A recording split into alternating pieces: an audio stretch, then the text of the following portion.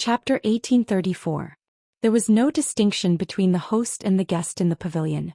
The young king was surrounded by a graceful scholar in white, a tall and majestic old man, and a middle-aged man who looked 60 to 70% similar to the old man.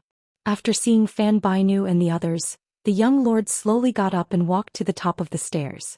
With a smile on his face, he welcomed the princess of the enemy country who had quietly sneaked into Liangzhou. Fan Bainu didn't know why, but she didn't feel relieved after seeing this scene. Instead, she hated this young man even more. He didn't know why. Maybe it was because this person forced Chen Jibao to leave Beiliang. Maybe it was because this person was the eldest son of Su Shao. Maybe it was because the tragic battle at the Calabash Gate spread to Beimang. Maybe it was because she had just heard the news of Hong Jingyan's death not long ago. Fan Bainu quickly suppressed the disgust in her heart and tried to keep herself calm. After all, in front of Su Fengnian, a master of martial arts evaluation, if she showed a little bit of abnormality she would be caught. Although the four men were originally drinking wine, there was a small and exquisite table of yellow rosewood in the pavilion. A whole set of tea sets was available. This was probably the way Beiliang treated their guests. They treated women who were not on the battlefield. Sure enough, the beautiful servant girl with the enchanting figure followed Fan Bainu up the stairs. Her eyes were gentle and her steps were light. She sat on one side of the table and skillfully began to make tea.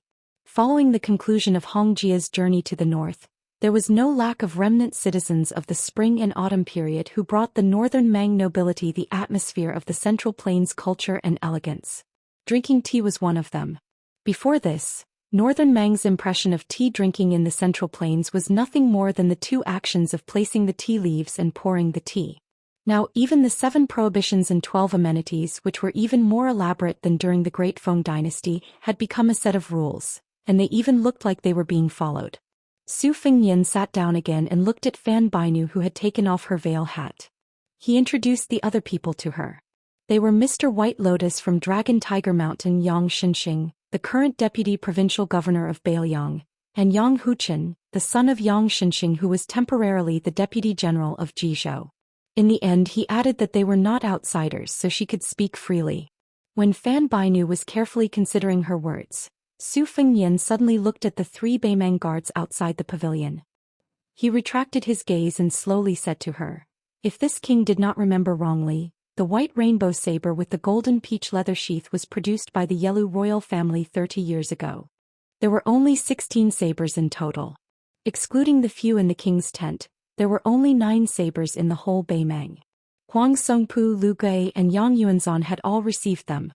The last 2 sabers seemed to be from Dong Zhuo, who became the king of the South Courtyard, and Zhong Tan, who was promoted to Xiaozhemo. This king can carry this saber on his waist, and it seems to be an old item that has been hung for many years. This king's status is not lower than that of Commandery Princess. Why don't we go into the pavilion to drink and taste our Beiliang's green ant?" A trace of surprise flashed through Fan Bainu's eyes. She was about to speak, but the young king's next words almost made her stand up in anger. "The reason why I know the origin of this saber has nothing to do with encyclopedic knowledge. Tide Listening Pavilion has long known the real appearance of this saber. It seems that Su Shao personally took it from the waist of a Yelu prince on the grassland in the early years. Last year Yang Yuanzhan left another one at the mouth of the gourd." She sneered and said, "Of course the prince has outstanding military achievements and is not inferior to his father's generation. But he doesn't need to use this saber to remind others." Su Fengnian shook his head and smiled. "Commandery Princess, you think too much. If this king wanted to show off his strength to you, he wouldn't be here to meet you for. Since you came from Yuzhou, wouldn't it be easier for me to let you go straight to the mouth of the gourd?" Fan Bainu suddenly stood up. Su Fengnian ignored her. When he reached for the wine cup he said calmly, "You came all the way to Liangzhou city. It won't be so easy for you to sit down after you leave." She smiled and turned to Shui Wei, who was carrying a saber and hiding his identity, and said something in Beimang language. Shui Wei strode to the pavilion and she sat down calmly again. Su Fengnian asked directly, "This king is very curious. Who is the big shot who made Commandery Princess come to the south?" She also answered directly, "It's His Highness the Crown Prince." Su Fengnian was not too surprised. He grunted and said, "Then how much did he offer to buy the throne of Beimang?" Fan Bainu shook his head and said, "Your Highness' words are a bit biased. Who will sit on the Northern Mang Dragon throne in the future? Your Highness' decision today will indeed have quite a bit of influence. However, it still hasn't reached the level where Your Highness is implying." Su Fengnian smiled and said, "It won't be? Then why did Commandery Princess come to Beimang at the risk of being beheaded? To eat the northwest wind?" Fan Bainu wanted to say something but stopped. The servant girl who had been concentrating on brewing tea had finished distributing the teapots. She should have served the tea, but she did not dare to disturb the two sides. He seemed to be in a difficult position. Su Fengnian came to her rescue and said, "Commandery Princess, this is this year's new tea from the spring deity lake. Try it. However, Liangzhou is not like Lingzhou. There is not much water in the well, not to mention the sweet spring in the forest. So, Commandery Princess, please make do with it." Fan Bainu extended 3 fingers and took the teacup that was 70% full. She lowered her head and took a sip. Her waist was straight the entire time. Of course, she was a moving beauty. She had a cold and inviolable aura around her. This aura that could keep ordinary people at a distance was exactly what a certain type of person wanted. It was believed that almost all men, if they had to choose between this Commandery Princess and that servant girl, would choose the former. However, Su Fengnian's eyes were clear the entire time. He did not pay any attention to the cowardly servant standing behind Commandery Princess Qingwan, who was sizing him up with his hand on his blade. After she gently put down the teacup, Su Fengnian said, "This king originally believed that it was Yelu Dongchuang's idea. After all, before this person returned to Beimang, he had specially gone to Mount Wudong to meet with me under the accompaniment of Deng Mao. At the time he had also made a price. Back then Hong Jingyan's Ruran cavalry was able to leave the mouth of the gourd intact. Firstly, it was because he had tactfully avoided battle. Secondly, it was because the matter of the Ruran cavalry was mentioned in the transaction. In addition, our main target was Yang Yuanzhan's main army, so we were not willing to waste our forces on the Ruran cavalry. This king has met with such sincerity, and behind Commandery Princess stands His Highness the Crown Prince of Beimang, who has an even greater background than Yelu Dongchuang. This king feels that the following price should not be lower than Yelu Dongchuang's." In the ears of Commandery Princess Beimang, this news was earth-shattering. It was not strange that Yelu Dongchuang was ambitious, but he was lawless. Before the dust of the first great battle of Liangmang had even settled, he had already made a deal with the king of Beimang. If this was confirmed by the king's tent of the grassland, the two surnames that appeared to be in harmony but were actually at odds with each other would inevitably set off an unprecedented storm of blood. As a result, Su Fengnian's following joke did not make her feel the slightest bit funny. Instead, she felt a chill all over her body. For example, this king was still the idol His Royal Highness.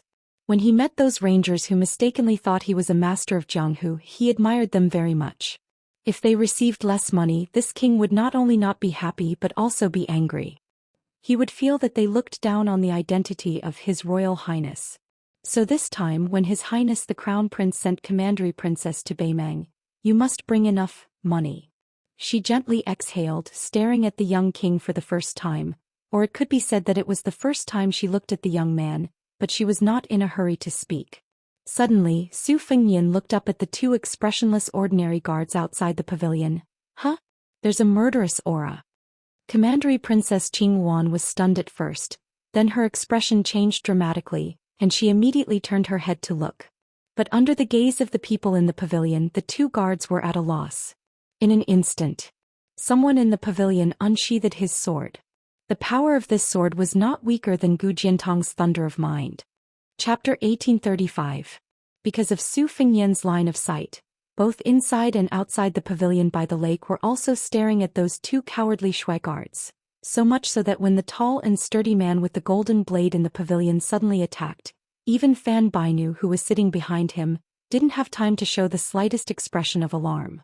The situation changed too quickly.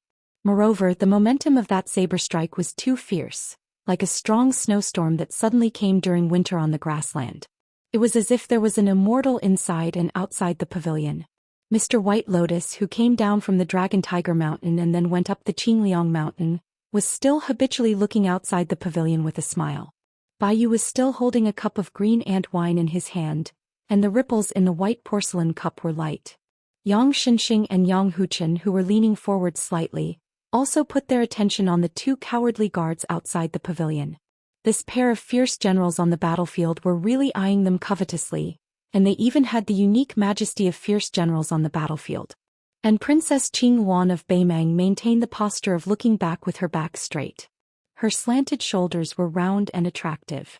The maidservant who was cooking tea was still paying attention to the charcoal fire with her head down, fearing that it would spoil the fire. The flickering light of the fire shone on her delicate face, imperceptibly adding a bit of radiance to her. In fact, the cowardly guard in the pavilion who attacked silently from the moment he unsheathed his blade to the moment he chopped down, so this blade shouldn't have instantly released such a powerful aura when it was close to the young lord's head. Just like when two armies collided, naturally the horse hooves would already be as loud as thunder before the battle. How could it be like a spring breeze drizzle? However, this saber strike had done it. Therefore everyone was caught off guard. Even Song Yu, who was the gatekeeper of the Qingliang mountain, who had all kinds of mysterious finger techniques and naturally had sharp senses, was a step slower to react. A burst of fine dust splashed up from where he stood, and this martial arts master, who might be the #1 level 2 master in the world, was about to jump into the pavilion. But the next moment, for some reason, Song Yu landed on the ground again and his body didn't move at all. He no longer cared about the situation in the pavilion, and his gloomy eyes slowly moved around the two cowardly guards like a snake looking at a mouse. Logically speaking, as the local tyrant of northern Liang, this private meeting was supposed to be a show of strength to these northern Mang characters who had something to ask of them. For example, in historical novels, throwing a cup was often used as a signal. Hundreds of executioners would swarm over from behind the screen, or a pot of boiling oil would be set up in an open space, with the owner holding chopsticks. Unexpectedly, the young lord from the beginning to the end, Beimang, was the first to attack.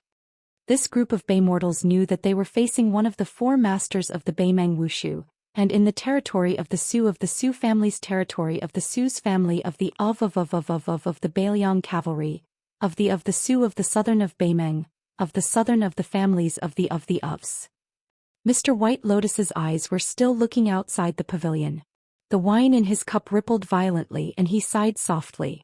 When Princess Qinghuan looked back again, she didn't see the scene of heads falling to the ground and blood splattering everywhere. She only saw the deputy commander of the Bailiang Shui guards, who had the same surname as her, still holding the sword in his hand. His whole body was full of power, like an eagle that had just swooped down from the clouds, his claws suddenly hooked onto the wooden frame. In contrast, the leisurely young lord was holding the cup with 2 fingers on his right hand, slowly raising it, and then smiling at her after raising the cup. It was very ordinary, like a friendly toast between 2 friends. But the young lord's left hand was raised high, and his 4 fingers were naturally bent. Only his index finger just happened to be pressed against the blade of the white rainbow sword in the golden peach skin scabbard. This unstoppable blade, after touching the young lord's finger, couldn't move forward even a little bit. Perhaps what could prove that the previous blade was indeed unstoppable was the black hair of the maidservant next to the young lord. The slightly undulating black hair was like a lotus in a pond. After waving the blade with the most true meaning of martial arts in his life, the deputy commander of the Bailiang Shui guards was pale, his eyes were desperate, and his lips were slightly trembling. Su Fengyan's finger that blocked the Beimang royal family's sword gently shook, and the white rainbow sword with the golden peach skin scabbard flew out of his hand, and with a bang, it was quickly nailed into a pillar of the pavilion by the lake.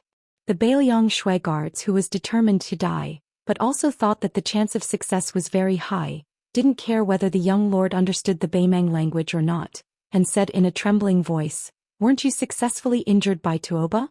And then in Huayang Pass you fought with Qinjibao, why are you not injured at all?"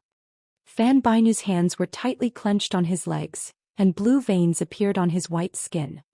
He raised his head and shouted angrily, "Yelu Songlong, are you crazy? Why did you assassinate the king of Bailiang without permission?" The burly dainty Shui guard was in a daze. He turned a deaf ear to the commandery princess's exasperated reprimand. He muttered to himself, "This is impossible," over and over again. He was confident that he had crossed the threshold of the celestial state. If he was facing Su Fengyan, who was at the peak of martial arts, of course it would be a joke. but the spy report clearly showed that the current young lord was in a bleak situation. Even if it couldn't be said that his life was hanging by a thread, his celestial body was almost shattered. Purely speaking of his body, he was even weaker than the ordinary Jianghu warriors who had reached the finger Xian state, let alone the great Vajra of Buddhism who had cast an invincible golden body. It was just like those Daoist immortals who had taken the shortcut to the sky. They seemed to have endless mysterious secret techniques, but in fact, they were vulnerable in front of the pure martial artists who were down to earth on the road of martial arts. After the deputy commander of the Bailiang Shui Guards was exposed, one of the young Bailiang Shui Guards outside the pavilion finally couldn't bear the torment in his heart. Suddenly his eyes turned red and he roared, and then he blatantly pulled out his sword. Not only did he not look imposing, but he also gave people a feeling of sadness. However, before the young Baimang guard could take 4 or 5 steps forward, he was kicked in the waist by Song Yu from the side. The corpse that was killed on the spot flew out, giving the onlookers a feeling of fluttering willow catkins. Next, everyone present looked at the remaining Bailiang Shui guard in unison. Song Yu's eyes were cold, Yang Xinxing and Yang Huchen's eyes were sharp, and Mr. White Lotus, who had been reading too much, seemed to know his own limits. He didn't look outside the pavilion in vain. Instead, he put down the empty wine cup and smiled at the frightened maidservant who was cooking tea, as if he wanted to ask her for a cup of tea. The young Bailiang Shui guard had a pitiful look on his face. A strange scene appeared. It was still not outside the pavilion, but inside the pavilion very close to the young lord. Su Fengnian leaned back, barely dodging an extremely ruthless hand knife. The arm that was exposed from the shoe-embroidered sleeve was slender and beautiful, full of ivory gloss. But when her hand was used as a knife, it was full of murderous intent. Chapter 1836.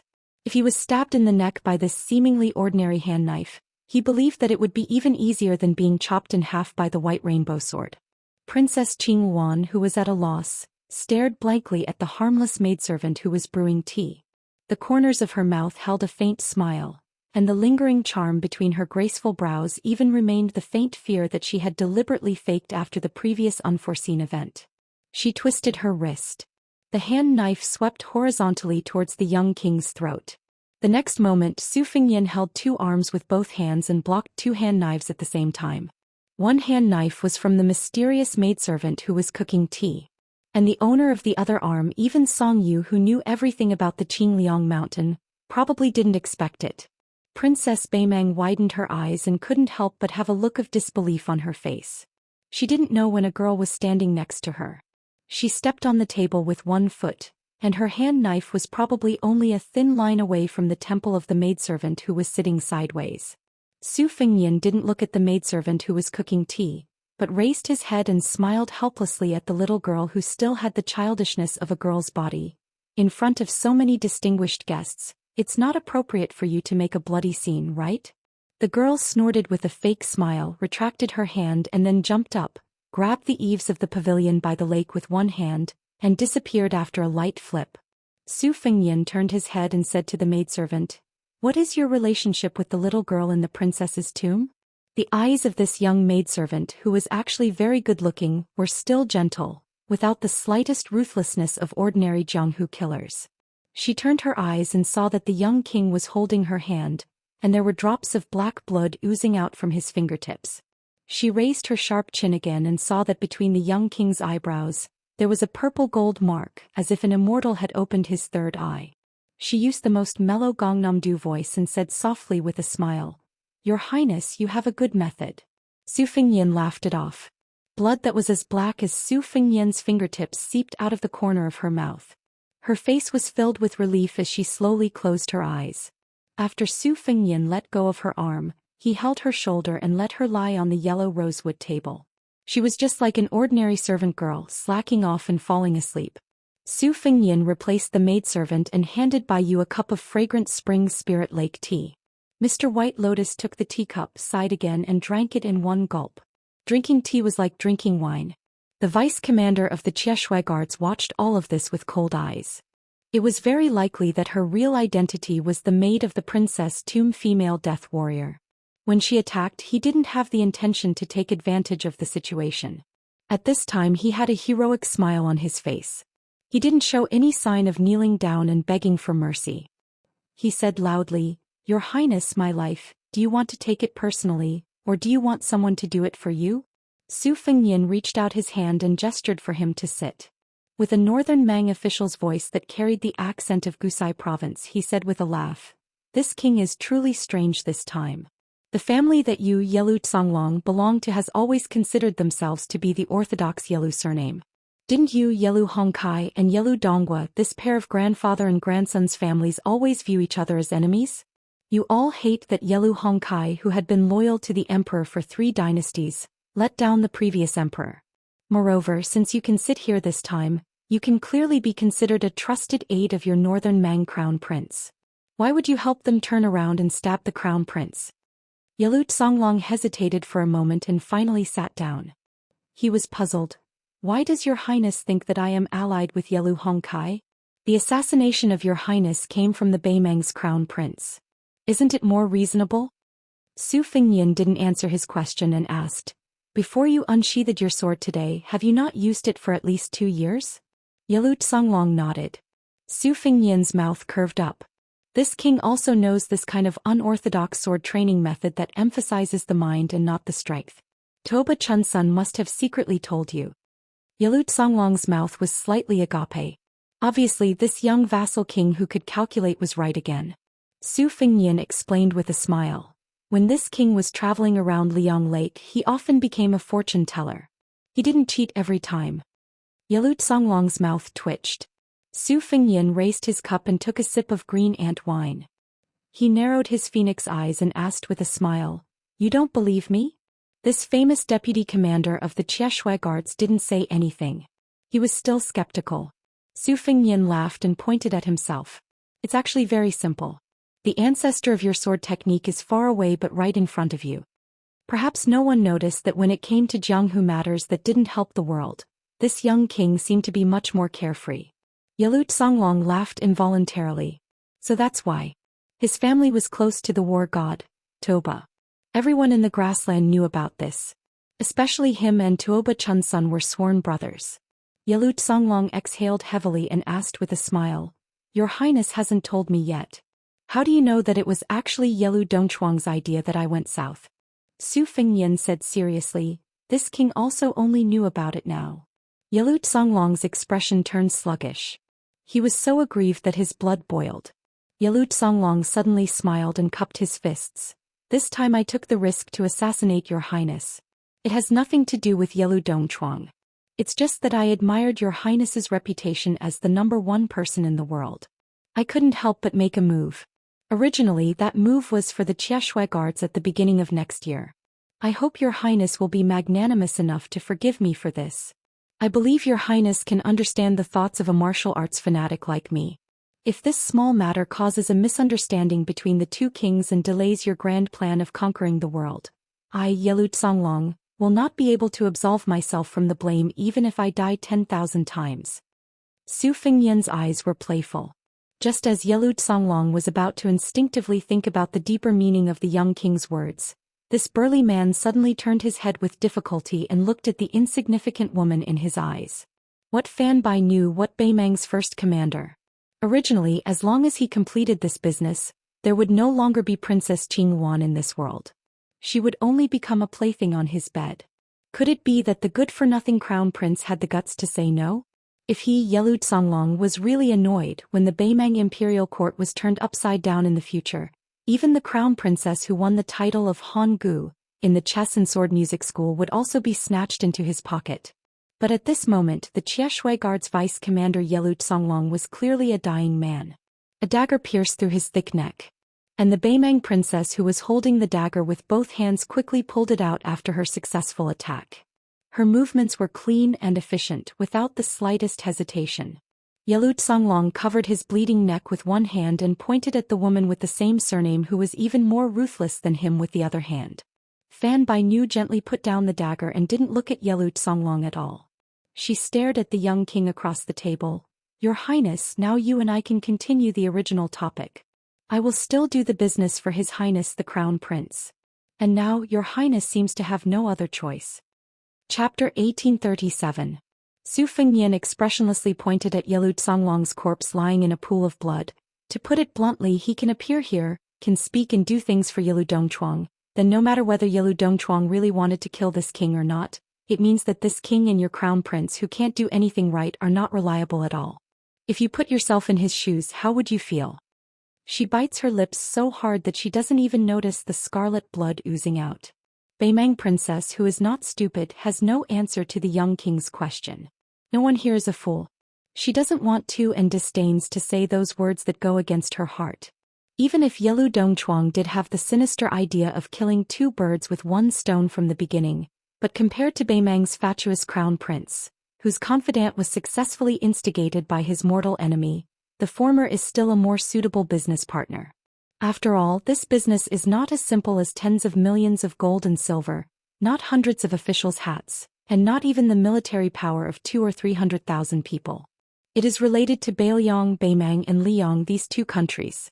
In a real sense, the whole world. If you are not the kind of ambitious and ruthless person who lacks temperament, real power, skill and even destiny, you can only be a joke.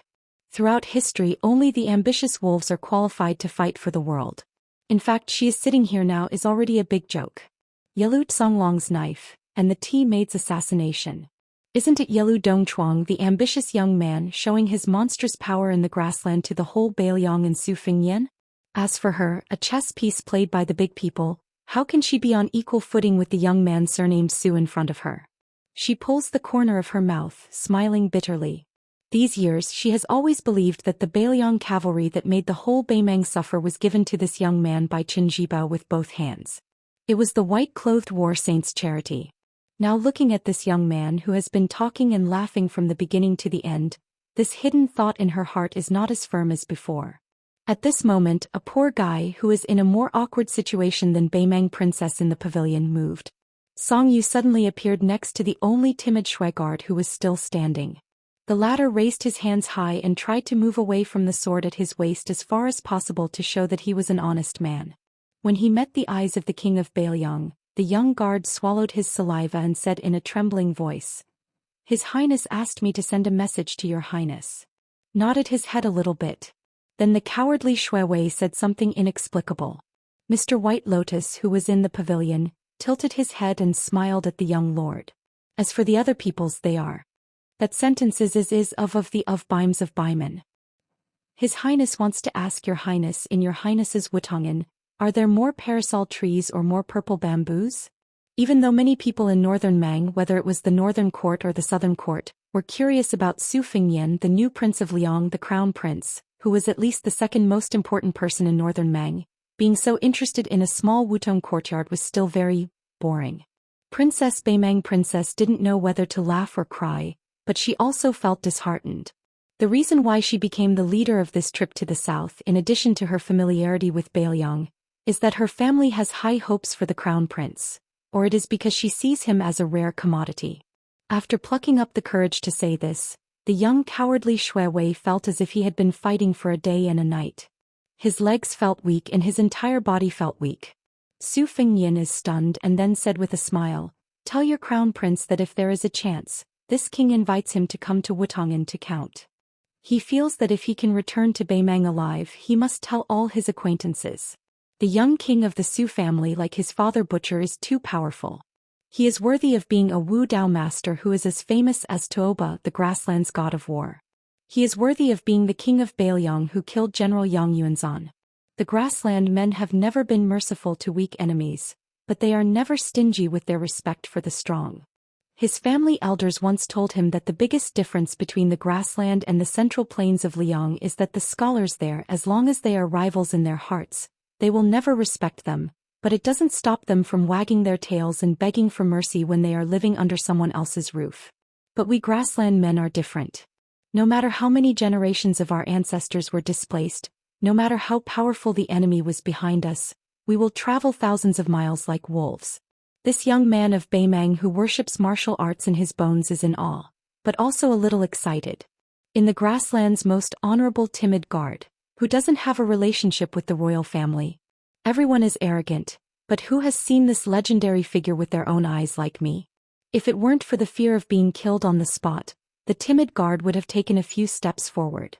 In the lakeside pavilion, Princess Beimang had already given up, but her eyes lit up, and she can't suppress the excitement in her voice. "Your Highness." Su Fengnian nodded and then shook his head. "This king didn't agree to form an alliance with your crown prince, but I can give him another chance. The premise is that he must take out something more sincere than Yilu Dongchuang." Her eyes were shining and she said confidently, "No problem. As for the thing in my hand, Your Highness, please take a look at it first. I believe Your Highness won't be disappointed." Su Fengnian joked, "This king is already not disappointed today. Princess, don't worry. Let Steward Song take you to General Yang's mansion and find a quiet and elegant courtyard to stay for the time being. Some things can't be thoroughly explained in a few words, not to mention that this king also needs to weigh the pros and cons repeatedly." She put away the dagger, stood up and put on the curtain hat again, leaving this small pavilion that may leave a strong mark in the history books in the future. In less than an hour she walked side by side with Song Yu, who also looks gentle and elegant. This time, Princess Qingwan of Beimang has a completely different mentality. Chapter 1838. Song Yu still didn't exchange any pleasantries and her expression was still warm. After leading the princess to a small courtyard, Song Yu turned around and left. She gently pushed open the door. The young Chieshui guard was standing at the bottom of the stairs about to move to the side room. She suddenly asked, "What does His Highness mean by that sentence?" The Chieshui guard, who was the only one left alive, hesitated for a moment. He probably regarded this princess as a friend in adversity from the bottom of his heart, so he went beyond the rules and answered, "Princess, I don't know what His Highness means. This is not an excuse. To be honest, during this trip to Bailiang, I have privately pondered over this sentence countless times, but I still can't figure out the mystery behind it." She didn't say anything else, pushed open the door and closed it. She took off the curtain hat, leaned against the door and almost collapsed to the ground. Today's matter in the lakeside pavilion, there were layers of conspiracies and overt plots, complicated and confusing. In the end, she was just a woman who was far away from the center of the imperial court of Beimang. After Yelu Songlong made his move, she was in a state of incomparable tension. It was really not easy to support herself to this room without batting an eyelid.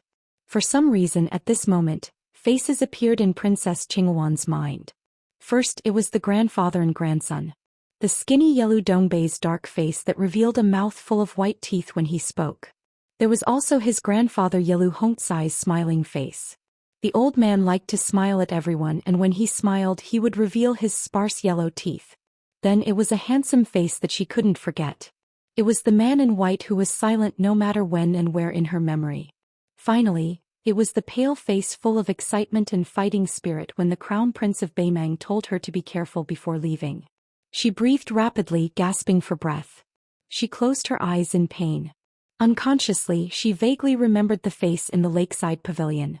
She opened her eyes, gritted her teeth and said, "If that knife didn't stab Yelu Songlong's neck but your eyes, it would be satisfying."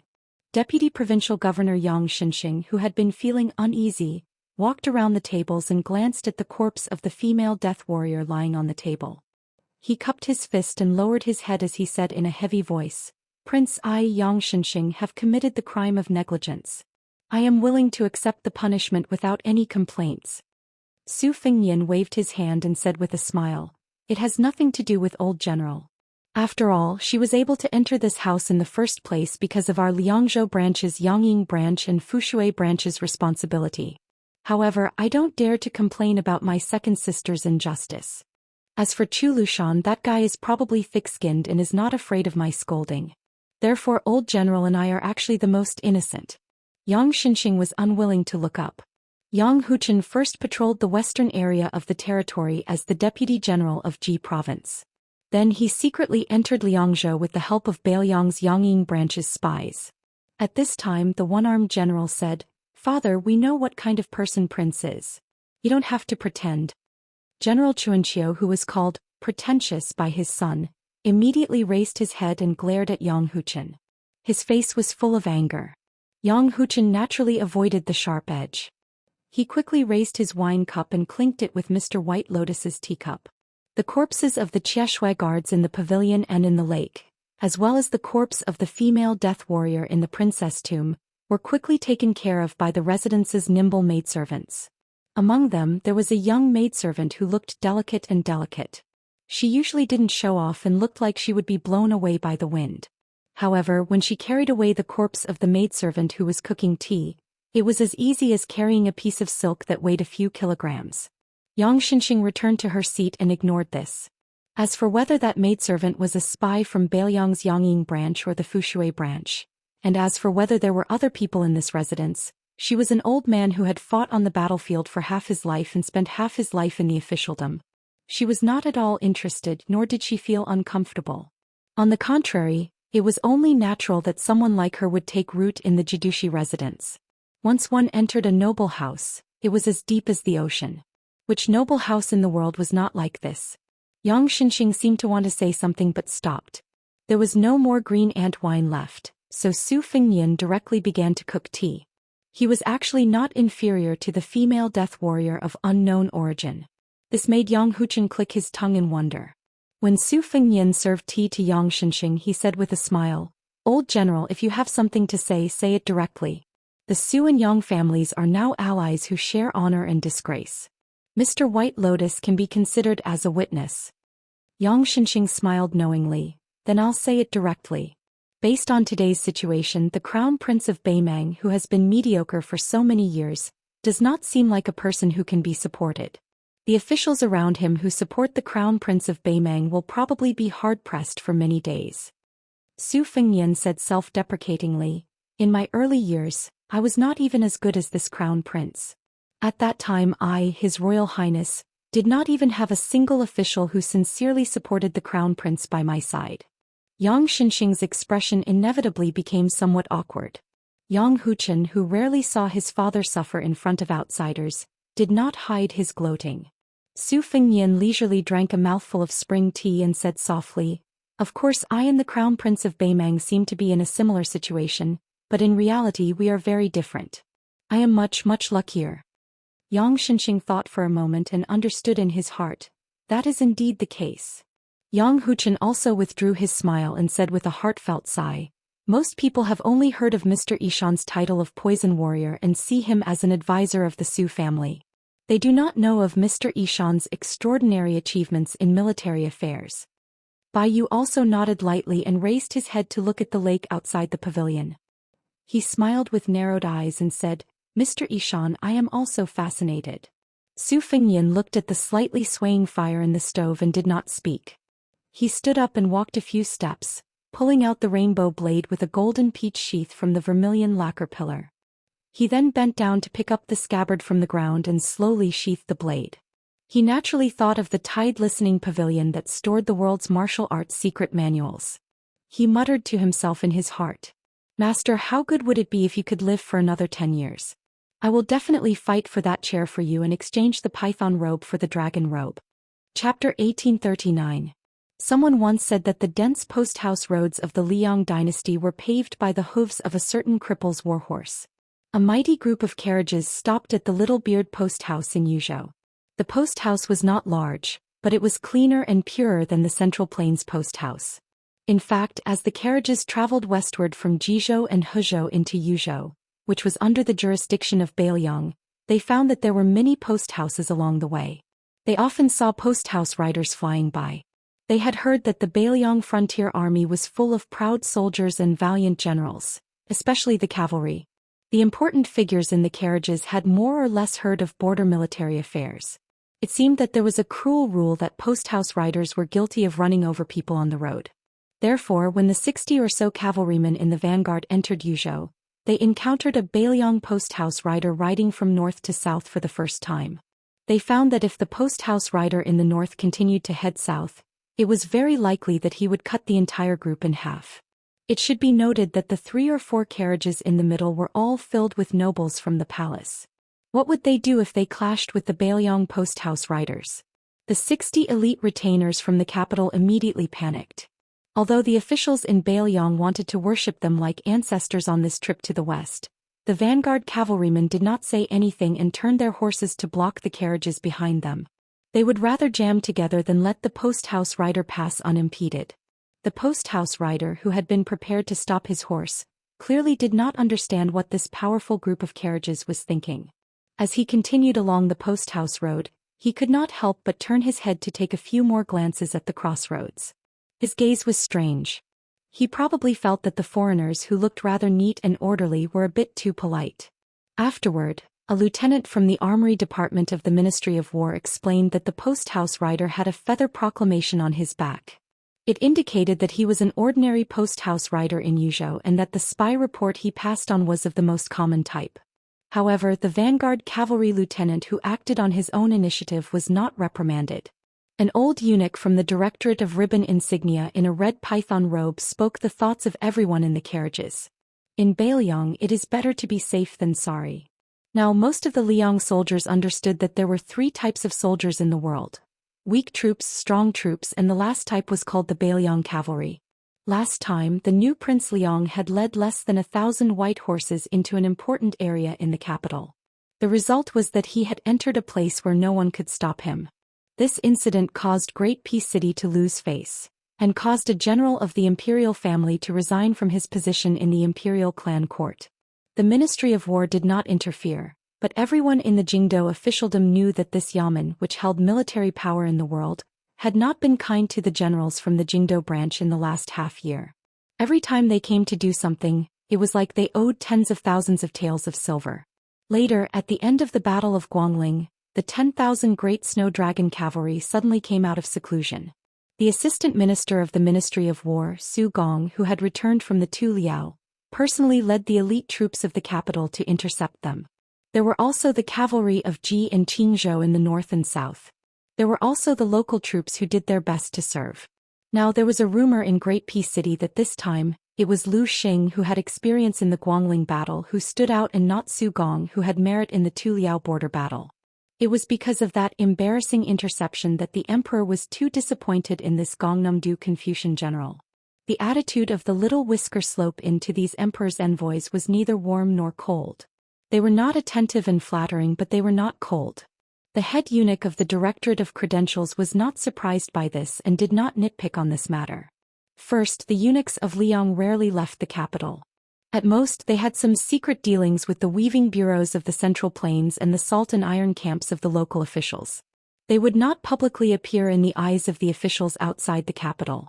Second, ever since the old emperor of Liang took in the eunuchs of the fallen countries, these eunuchs were deeply grateful to the Zhou Xian. No matter whether it was the old people who had experienced the fires of war or the younger generation eunuchs they had raised, there had not been any rumors of trouble in the internal court in the past 20 years. The matter of eunuchs interfering in politics had disappeared. Even the powerful cat Han Xianxia, the head of the ceremony directorate, was only known as one of the 3 great devils of the spring and autumn period. The Zhou Xian of Liang had no doubts about his loyalty to the head of the eunuchs in the world. Later, the young Song Tonglu took over the ceremony directorate and was well known among the civil and military officials. The little whisker slope was not big enough to accommodate the imperial eunuchs, the imperial bodyguards and the elite cavalry of Jingji, totaling more than 1,000 people. If it were anywhere else, the prefectural government of each province would have made appropriate arrangements and promised that they would not disturb the people. As for whether they really did not disturb the people, the head eunuchs of the Directorate of Credentials would naturally turn a blind eye. However, after arriving in Yuzhou, there were many inns but not many. It was common for most of the imperial edicts to hide their meals and sleep in the open. On the other hand, the Directorate of Credentials took the initiative to discuss with the Yuzhou inns on how to avoid disturbing the people of Beiliang as much as possible. After the 3 eunuchs entered the inn, they gathered in the hall to discuss matters as usual. However, they were not in a hurry to speak. Instead, they drank a pot of tea prepared by the little whisker slope and deputy and waited patiently for news from a trusted eunuch. Very quickly, the young eunuch respectfully led a young scholar-looking figure into the hall. The young eunuch obediently left the hall, closed the door and waited outside. When they saw the young man in green, the 3 heads of the Directorate of Credentials immediately rose to greet him. They lowered their voices slightly and said with a smile, "Greetings, Lord Qin." The term husband was originally old Li Yang's way of speaking out of respect.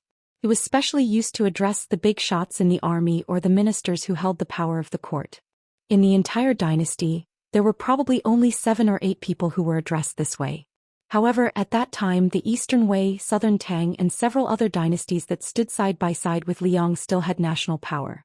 There was also the saying of husband, but it was extremely indecent.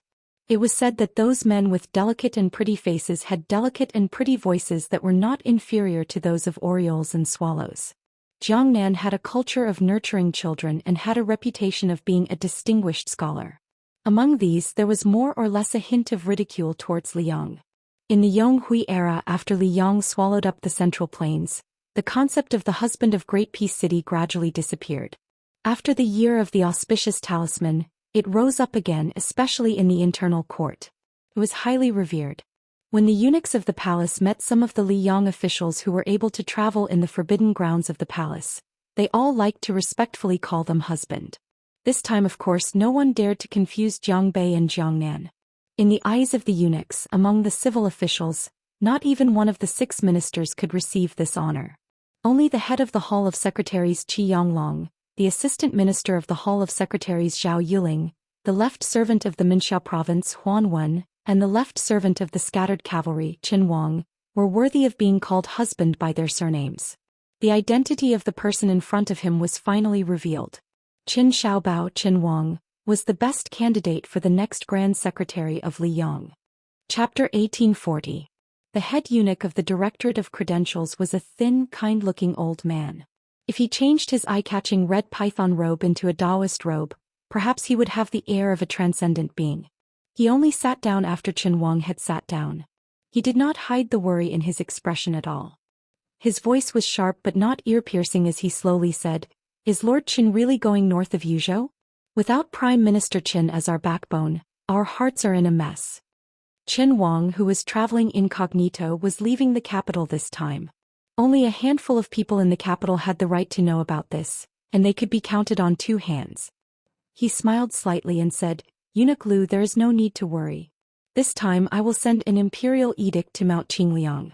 There won't be any mistakes." If it were someone else who gave such half-hearted consolation, no matter how good the head eunuch of the Directorate of Credentials was at maintaining his composure, he would still secretly fly into a rage out of humiliation. However, since it was Qin Xiaobao who said this, the old eunuch truly felt a bit more at ease. In the official world, only smart people could become high-ranking officials. As a result, their words and actions were often full of mystery.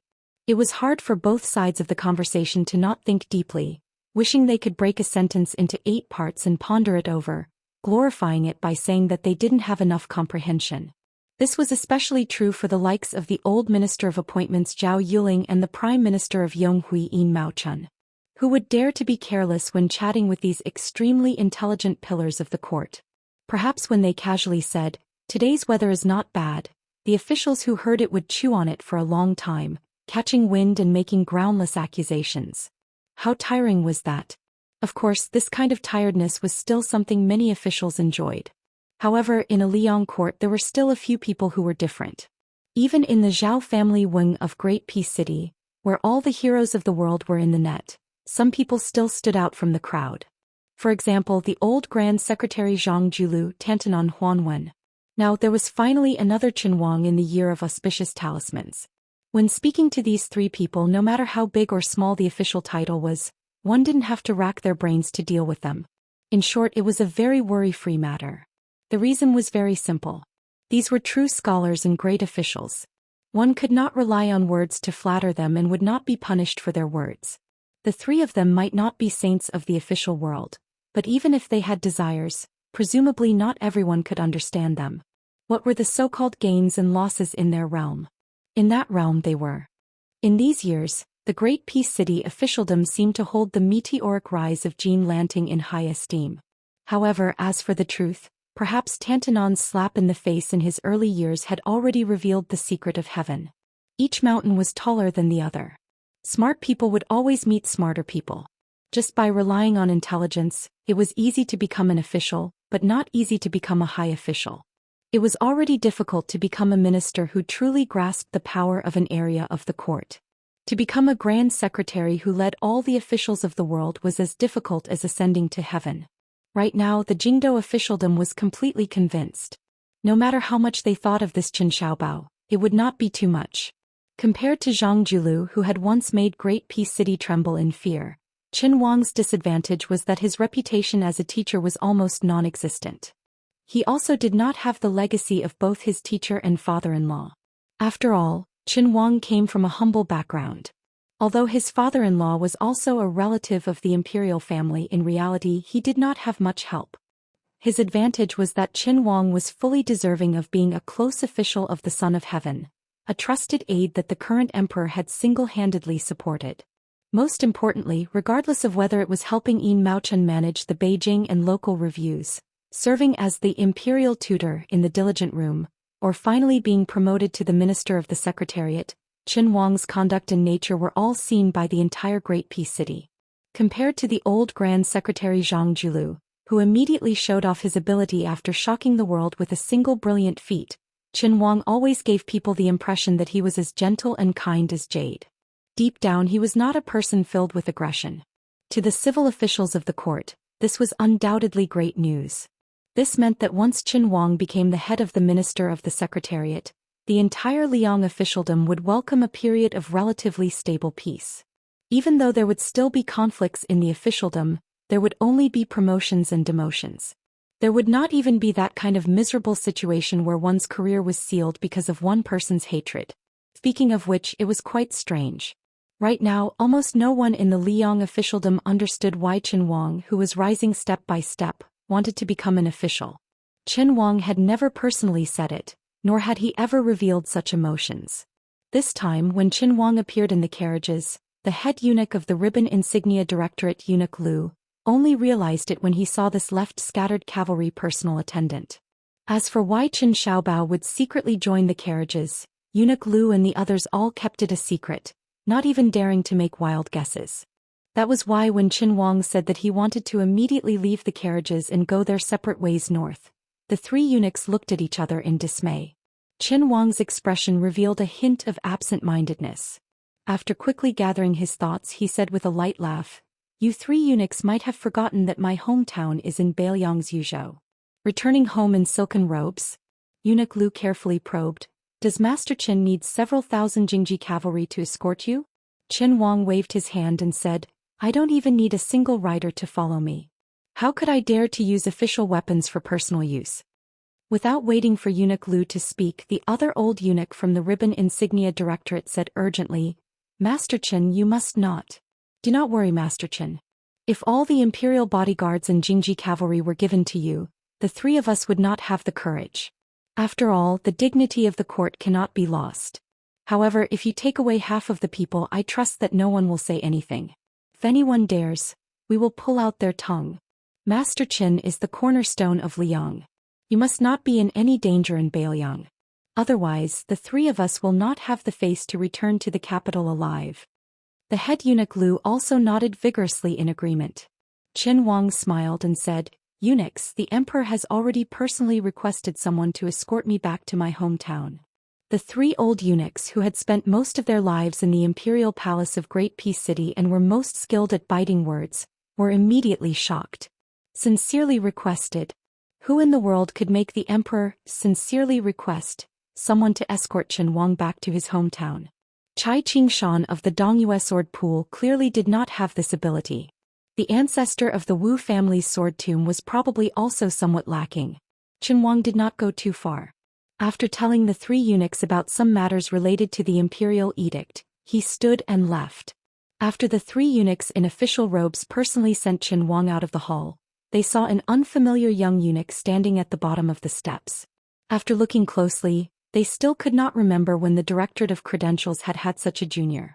However, when Qin Huang saw him, he nodded slightly in greeting. The latter was unmoved. When the two turned to leave, the young eunuch's figure seemed to be slightly closer to the front. Not long after, a carriage quietly left the inn at Little Whisker Slope and headed north. Before Qin Huang boarded the carriage, he bowed to the coachman in thanks. "I have troubled you, sir." The young eunuch, who only wore an outer robe over the robes of an ordinary eunuch, had a cold expression. The carriage moved slowly. In less than half a mile, two riders stopped at the side of the road. One was an old man with a sword case on his back and a dignified aura. The other was a beautiful woman with a blade. They were the finger-profound realm expert Mi Fengjie, who had been personally recruited by the young vassal king into the Whispering Room. The other was Fan Xiaochai, who was now like the sun in the midday sky. These two riders acted as retainers, following the carriage at a distance that was neither too far nor too close. At the next inn, a young Bailiang official carrying a jug of green ant wine boarded the carriage and sat across from Chen Wang. He looked at this regular attendant of the scattered left cavalry, who was about the same age as him. He looked at this Bailiang official Qin Xiaobao, who held the highest position in the Liang imperial court. He raised the jug of wine in his hand and asked with a smile, "Sir Qin, would you like a drink?" Qin Wang's expression was calm as he shook his head. "No." He sighed in his heart. "Good people do not come, but those who come do not come with good intentions. I reckon our prince will not be able to bear the consequences this time." No wonder he did not dare to personally come and run into a wall. Chapter 1841. Mi Fengjie, Fan Xiaochai, and now Su Beiji. This was probably how important Qin Xiaobao was to the young vassal king. If not for the fact that the Second Battle of Liangmang had already begun, perhaps he would have added the Yuzhou general Huang Fushi. However, it was clear that this left scattered cavalry officer didn't appreciate it very much. Along the way to the north, Qin Wang and Su Beiji did not have much interaction. So much so that even Su Beiji, a wonderful official who could joke around with anyone, had no choice but to borrow a post horse from a courier station. He might as well ride side by side with the two great spies of the Fushui room. Out of sight, out of mind. Before Su Beiji left, Su Fengyin did not ask him to accompany Qin Wang to his hometown in Yuzhou. He did not even reveal any intention of roping him in. He only gave Su Beiji one sentence: "No matter what this person does in Yuzhou, ignore him." Su Beiji was naturally aware of the hidden relationship between Qin Wang and Bailiang. He had no objection to this. In fact, if it were someone else acting as a foil, they might have done something bad with good intentions. Bailiang's officialdom might never understand Su Fengyin's subtle attitude toward Qin Wang, a Bailiang scholar. They would also not know how much Qin Wang had contributed to Bailiang in the past 10 years. They would also not know how much Qin Wang was disappointed in Bailiang. Most importantly, this disappointment was not right or wrong. This was the most fatal. In the twilight, they passed by a small post house called Ruyi. After Qin Wang got off the carriage, he walked into the post house with the taciturn young eunuch. Su Beiji and the other two also handed over their mounts to the courier to be sent to the stable to be fed. If nothing unexpected happened tonight, they would be staying here. Because Mi Fengjie had shown the Fu Shui Fong token, the Ruyi post house was especially attentive. The food and accommodation were arranged according to the standard of a military officer. To the small and large post house in Bailiang, the spies of the Fu Shui Fong and the Fuing branch were rare guests. But as long as they revealed their identity, they were usually important military personnel and could not be neglected. According to the laws of Northern Liang, in a state of emergency, there were only two people who could mobilize the courier riders to pass on military intelligence or take over the military force of the courier station. Other than the general who commanded the entire army, there were only two people who could be spies. They were still about 2 days away from Qin Wang's hometown. Because Su Beiji didn't need to follow this Qin Xiaobao back to his hometown, this former Lingzhou provincial governor who was jokingly called Bailiang Qin Xiaobao, once again brought a pot of green ant wine to find Qin Wang. It was very strange. Every time Qin Wang stayed in the courier station, he would choose to rest in the building. Although he could see far away, it was definitely not a good place to sleep. When Su Beiji found Qin Wang, he was standing by the window looking into the distance. Only when Su Beiji found a simple and crude stool to sit down did Qin Wang come to his senses. He smiled apologetically and sat on the edge of the wooden bed that had been temporarily set up in the courier station. The bedding and other things that had been hastily prepared were brand new and clean. It was hard to imagine that a renowned Huangzi official who was already in the center of power would be living in such a narrow and dark place. At this time, Qin Wang was not some criminal who had been banished to the cold border by the court. Su Beiji shook the wine pot and asked with a smile, "You're not drinking? If you're not drinking, then I'll be drinking alone again." Qin Wang hesitated and then shook his head. "There are many banquets in the capital, but I rarely drink. With your wisdom, you should be able to understand the reason." Su Beiji smiled. "Haven't you really returned to your hometown?" Qin Wang still shook his head. "People like me are most afraid of the word, what if? As time passes, it becomes a habit. Sir, please forgive me. Su Beiji said helplessly, no wonder there's only one Qin Xiaobao in Liyang. Qin Wang made a rare joke. Who is Beiliang's Qin Xiaobao? Su Beiji took a sip of the green ant wine and wiped his mouth. Even Sir Qin has heard of my name, Su Beiji? Qin Wang nodded. I hope you don't think it's an insult. Su Beiji said with a smile. Although I don't feel honored, I don't think it's an insult to me, Su Beiji. I've only taken a sip of the wine, so it's not drunken talk. It's from the bottom of my heart. Qin Wang looked at this young Beiliang outsider who had experienced many hardships and laughed softly. Sir, you have a lot of secret records in the Ministry of Personnel and the Ministry of Revenue. I've read them many times. Since you say this is your hometown, then I'll make an exception and say some drunken words while you're drunk. Ever since Xiangfu, there's a new custom in the official circles of the capital. It's to arrange seats for the civil officials of Beiliang according to knowledge, ability, reputation and family background. It's a local evaluation that the Ministry of Personnel can never interfere with.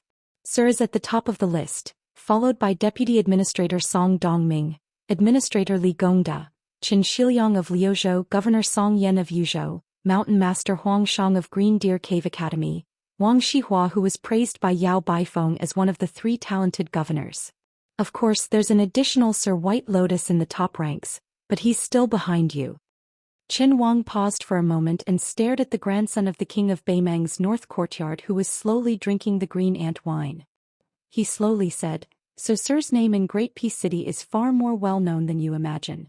I once calculated that in the court meeting of the Cultivation Temple, the emperor personally mentioned Beiliang's civil officials more than anyone else. You once joked with the Minister of Personnel Yin Maochun that if you could be recruited into the capital in the 3rd year of Xiangfu, then Yin Maochun wouldn't have to be on duty in the Ministry of Personnel for half a year in the 4th year of Xiangfu. Su Beiji used a finger to wipe the wine at the corner of his mouth and said, Su Fingnian is not honest. The Fu Shui room must have records of this, but he never mentioned it to me. Qin Wang smiled and asked, Are you not going to ask why I am telling you this? Su Beiji heroically said, There's no need to ask. I know that Lord Qin isn't the type to persuade others. Presumably, Lord Qin also knows that I, Su Beiji, can't be a servant of 3 surnames. Working for that fellow surnamed Su from Mount Qingliang, it would be best if I could become the Northern Liang Dao administrator while I'm still alive. That would already be the last bit of hope I have left. Qin Wang shook his head and said, Sir is wrong. I, Qin Wang, hope that you can go to Great Peace City. Su Beiji had just raised the wine pot and put it down. His eyes immediately became cold and sharp. He stared at Qin Xiaobao, who was said to be more useful than the head of the secretariat in the Liang officialdom. He smiled coldly and said, Official Qin is so dedicated to the country. It is indeed unexpected. Qin Wang said indifferently, In my view, without you, Beiliang can still defeat Beimang. However, with the addition of Su Beiji, who is seen as the right arm of the king of Beiliang, in the Liang imperial court, the Central Plains will be greatly reassured. Su Beiji was shocked. Great Peace City is already so chaotic? Qin Wang did not speak. His expression was heavy. Su Beiji stood up and placed the wine pot, which still had half a pot of green ant left, on the chair. He turned around and said, Thank you, Official Qin, for your words. Some words, like a dragonfly skimming the surface of the water, could cause ripples and reveal the whole picture of the sea.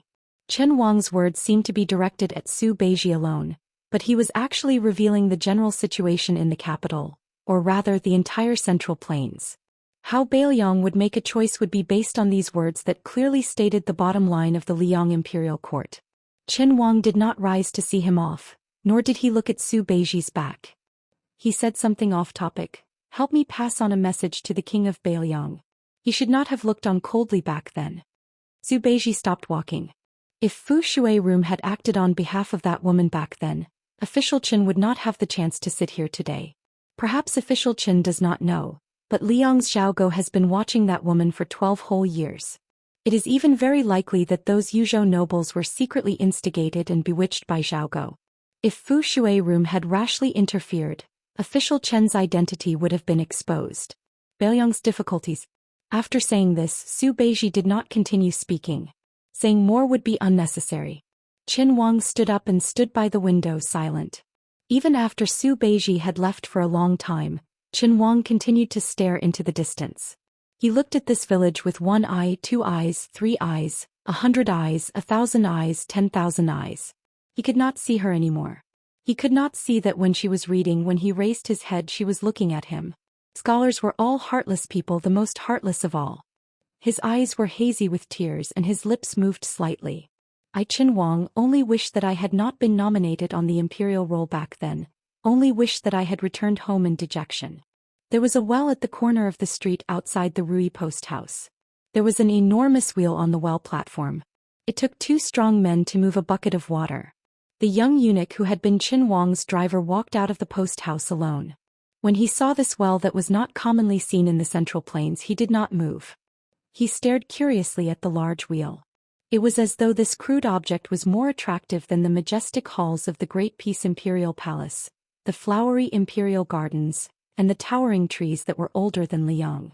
Not long after, a young man with a blade at his waist came to the well. The two were within 5 feet of each other. The person who came was on the verge of death. Even if he was Su Fengnian. Chapter 1842. The young eunuch continued to stare at the well wheels as though he did not realize there was an extra person beside him. An old man in cotton-padded clothes stepped out of a carriage that stopped at the end of the street. He looked into the distance and then his footsteps became faster and faster.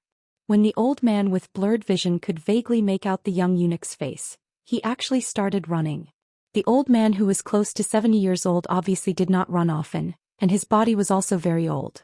When he approached the well, he fell hard on his face, splashing up a cloud of dust. The old man with snow-white hair and eyebrows as white as frost did not get up, but crawled on the ground.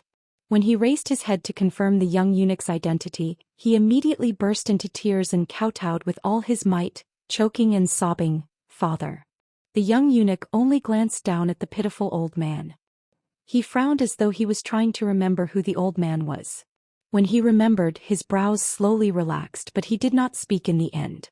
After he frowned and before his brows relaxed, the young eunuch standing casually by the well gave Fan Xiaochai and Mi Fengjie, who were standing far away, an invisible pressure that made their souls tremble uncontrollably. Their faces were pale and it was difficult for them to hold on. As the young eunuch's brows relaxed, the two seemed to be bathed in the spring breeze, as though a heavy burden had been lifted from their shoulders. The two grandmasters of the Whispering Room, who had always thought of the young eunuch as an ordinary palace expert, finally saw through the secrets of the heavens. The young eunuch who acted as Great Peace City's driver for Qin Xiaobao was definitely a first-rate person in the world, and very likely to be among the immortals of the land. Otherwise, he would not have returned to his natural state, and his physical body was one with the world. The old man kneeling on the ground had an extraordinary identity. He was the chief eunuch of the capital who had escorted Gao Shulu to Guangling Road to deal with Chao Chongqing. Zhao Saiku, a remnant of Dongyue. He had once been a pawn Zhao Chongling had placed in Liang. After the important hidden pawn became a pawn that no one cared about, Zhao Saiku focused on climbing up the ranks of the 24 bureaus of the Great Peace City Imperial Palace. He had never done anything wrong in his life and was favored by the Zhao family. He had been in charge of the Directorate of Credentials and the Directorate of Treasures. He was good friends with the master of the current Directorate of Ceremonies, Song Tonglu. After Song Tonglu became the leading eunuch in the world, he did not care for his master and only treated Zhao Saiku with respect. Zhao Saiku had been in charge of the Directorate of Credentials for 8 years. In his decades of service, he had never made a mistake. Therefore, he was deeply trusted by the 3 generations of Zhao emperors. Otherwise, Liang would not have given him full authority to take over Gao Shulu, who had a celestial body but had been sealed in the mountains for 400 years. The martial divisions of the Jianghu in the past 400 years, especially the 4 realms, were all Gao Shulu's handiwork. If the chief eunuch responsible for delivering the edict to Liang, Eunuch Lu, had encountered Zhao Saiku, who was of high seniority in the palace, he would have had to retreat to the wall and stand with his hands tied. But at this moment, Zhao Saiku was kneeling on the ground and kowtowing desperately to a young eunuch who looked old enough to be his grandson. He kept calling out the words "father." After eunuchs cut off their descendants and entered the palace, the first thing they would do was to recognize a senior as their adoptive father or master. Their respect was far greater than that of their biological father. This eunuch who eventually became the head eunuch of Zhao Diao Temple was no exception. However, Zhao Saiku had recognized two masters in his life. The second master worked in the Imperial Horse Directorate and did not have a high position. He was a familiar face in the Imperial Palace in the capital and had died in the Talisman of Eternal Peace. It could be said that he was extremely honored to have such a promising disciple like Zhao Saiku. However, Zhao Saiku's first master had long been forgotten. Zhao Saiku himself had never mentioned a word to anyone. The reason Su Fengnian came to Yuzhou this time was that Zhao Saiku, who had been enjoying his retirement in the Green Deer Cave Academy, suddenly came down the mountain and said that he had a great secret to tell him, the young vassal king. After Zhao Saiku hurried to Mount Qingliang, he told Su Fengnian about his father, a strange eunuch whom he had inexplicably kowtowed to when he first entered the palace. That eunuch did not seem very old at the time. At the time, Zhao Saiku only thought that it was because he was a native of Liang and had entered the palace early. At that time, the eunuch whom Zhao Saiku respectfully addressed as father was already very strange. It seemed that there was not a single place in the palace where father could not wander. Zhao Saiku had once followed this young master to purchase blankets and beds for the imperial family, to sweep and add lamp oil to the imperial ancestral temple, to put up yellow plaques for the Shenwu Gate in the north during the Double Ninth Festival, and to go to the treasury of the Minister of Treasures to wipe the seals of various generals. 5 years later, after the annexation of the Central Plains, Liang's rightful position began to stabilize. Zhao Saiku's master began to fade out of sight. Even Zhao Saiku, who had gradually risen to a high position, could not find any trace of him. There was not a single record of his master in the archives of the imperial household. His surname, hometown when he entered the palace, and his work history were all absent. It was as if this person had never appeared in the imperial palace of Great and City. The last time Zhao Saiku saw father was the night before he left the palace, when he returned to his residence from the forbidden grounds of the palace where Gao Shulu's body was sealed. In the moonlight he saw a blurry figure flash by. But the old Martin Temple was incomparably certain that this figure was his first master, the true guide of the imperial palace of Great and City, a eunuch whose surname he did not even know. But Zhao Saiku only had the simplest of feelings for this father of his, this master who he could not find any clues about even after painstakingly flipping through the secret archives of the imperial palace of Great and City. That was to repay the kindness of a drop of water with a gushing spring. Perhaps in the eyes of the young eunuch, the white-haired Zhao Saiku was just an insignificant passerby in his gloomy and heavy life. But Zhao Saiku's howls as he lay on the ground were sincere and genuine. Chapter 1843. Su Fengnian did not know the true background of this eunuch, but compared to the old eunuch Zhao Siku, who was more of an official, Su Fengnian's status as a grandmaster of martial arts evaluation helped him grasp some key points. Therefore his first question was very shocking. Back then, were you the one who persuaded the invincible Wang Xinji to retreat to a corner of the Eastern Sea and not leave Wu Wu City easily? The young and elegant eunuch, who looked like a young man, turned a deaf ear to him. He bent down slightly and turned the wheel. The creaking sound was particularly obvious in the quiet evening street, where only the occasional sound of chickens crowing and dogs barking could be heard in the distance. Su Fengnian said to himself, I was very curious before. Why didn't the half-inch tongue Ben Shi, who knew that the rabbit was already dead, make a mad counterattack before his death? If the officials of West Chu, who had passed through the palace 3 times, were unable to kill the late Emperor Zhao Zhuan because Great Peace City still had Catman Han Xingxian on the surface, Lu Haoshi in the dark, Gu Jiantang in the Ministry of War, and the group of immortals from Mount Long who worshipped in the imperial astronomer? Then why did Chao Chongqing, who had changed from Confucianism to tyranny, not directly enter the city to kill the current emperor Zhao Zhuan, when he faced only the defeated Chai Qingshan and Xianyuan Qingfeng? I couldn't figure it out. The last time I entered the capital I didn't feel any trace of your aura. However, after Huyen Daguan, who had broken into Great Peace City, arrived in Beiliang, he said something similar to Hong Shixiang, reminding me that the Zhao family of Liang might still have a hidden trump card. So this time when Zhao Siku found me and mentioned you to me, I began to understand the reason. After seeing you with my own eyes, my guess was confirmed. Su Fengnian waved his hand, indicating for Mei Fingjie and Fan Shaochai to retreat as far away as possible. He looked at the young eunuch who fit the vision of proving the true meaning and returning to youth, in the Taoist scriptures and smiled. Do you know how I feel when I see you? Su Fengnian asked and answered his own question. If one day you were in a small place outside of Great Peace City, you might suddenly see a child happily eating candied haws on the side of the road and discover that person was the strongest person at the time. This would probably be the feeling, slightly absurd and also slightly depressing. The young eunuch straightened his back and twitched the corner of his mouth. He seemed to find the young king's words interesting. The young eunuch did not move. He who was lying on the ground on his back. He was like riding a cloud. And then he flew up to the end of the street. Could be said to have reached perfection. Facing this person, Su Fengnian felt like facing Wudong's chief Wang Zhonglo before he started practicing martial arts. It was like facing the aggressive Han Xianxian outside Shenwu City. It was also like facing Wang Xianji when he was at the peak of his power and entering Bailiang. Su Fengnian knew that if he had not been severely injured by Tuoba on the Dragon Eye Plain, the two of them would have had a 50-50 chance of winning. But now if the two of them were to fight to the death, he would lose without a doubt and die without a doubt. Of course his opponent would also die. Because this was Bailiang, not Great Peace City in Liang. Su Fengnian said slowly, Lone Yin does not last long. In this world only the chi of the dragon is strong and young. That is why you are able to do something unprecedented and achieve immortality in the human world. The young eunuch did not speak, but a sound came from the bottom of the well. It was very pleasing to the ear. It was like someone was tapping the surface of the water with their fingers and playing a piece of heavenly music that lingered endlessly.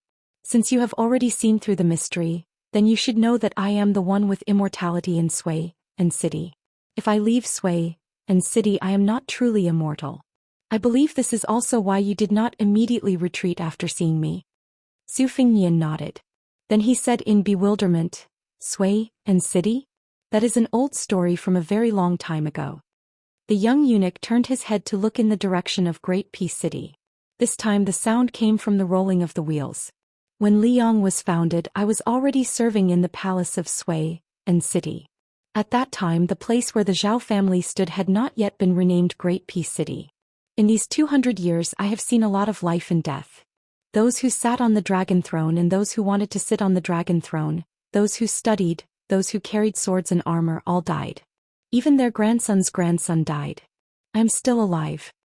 Hearing such a shocking legend, even Su Fengnian felt that it was inconceivable. It was not easy for martial artists to ascend. There was also a saying that immortality was only in the heavens.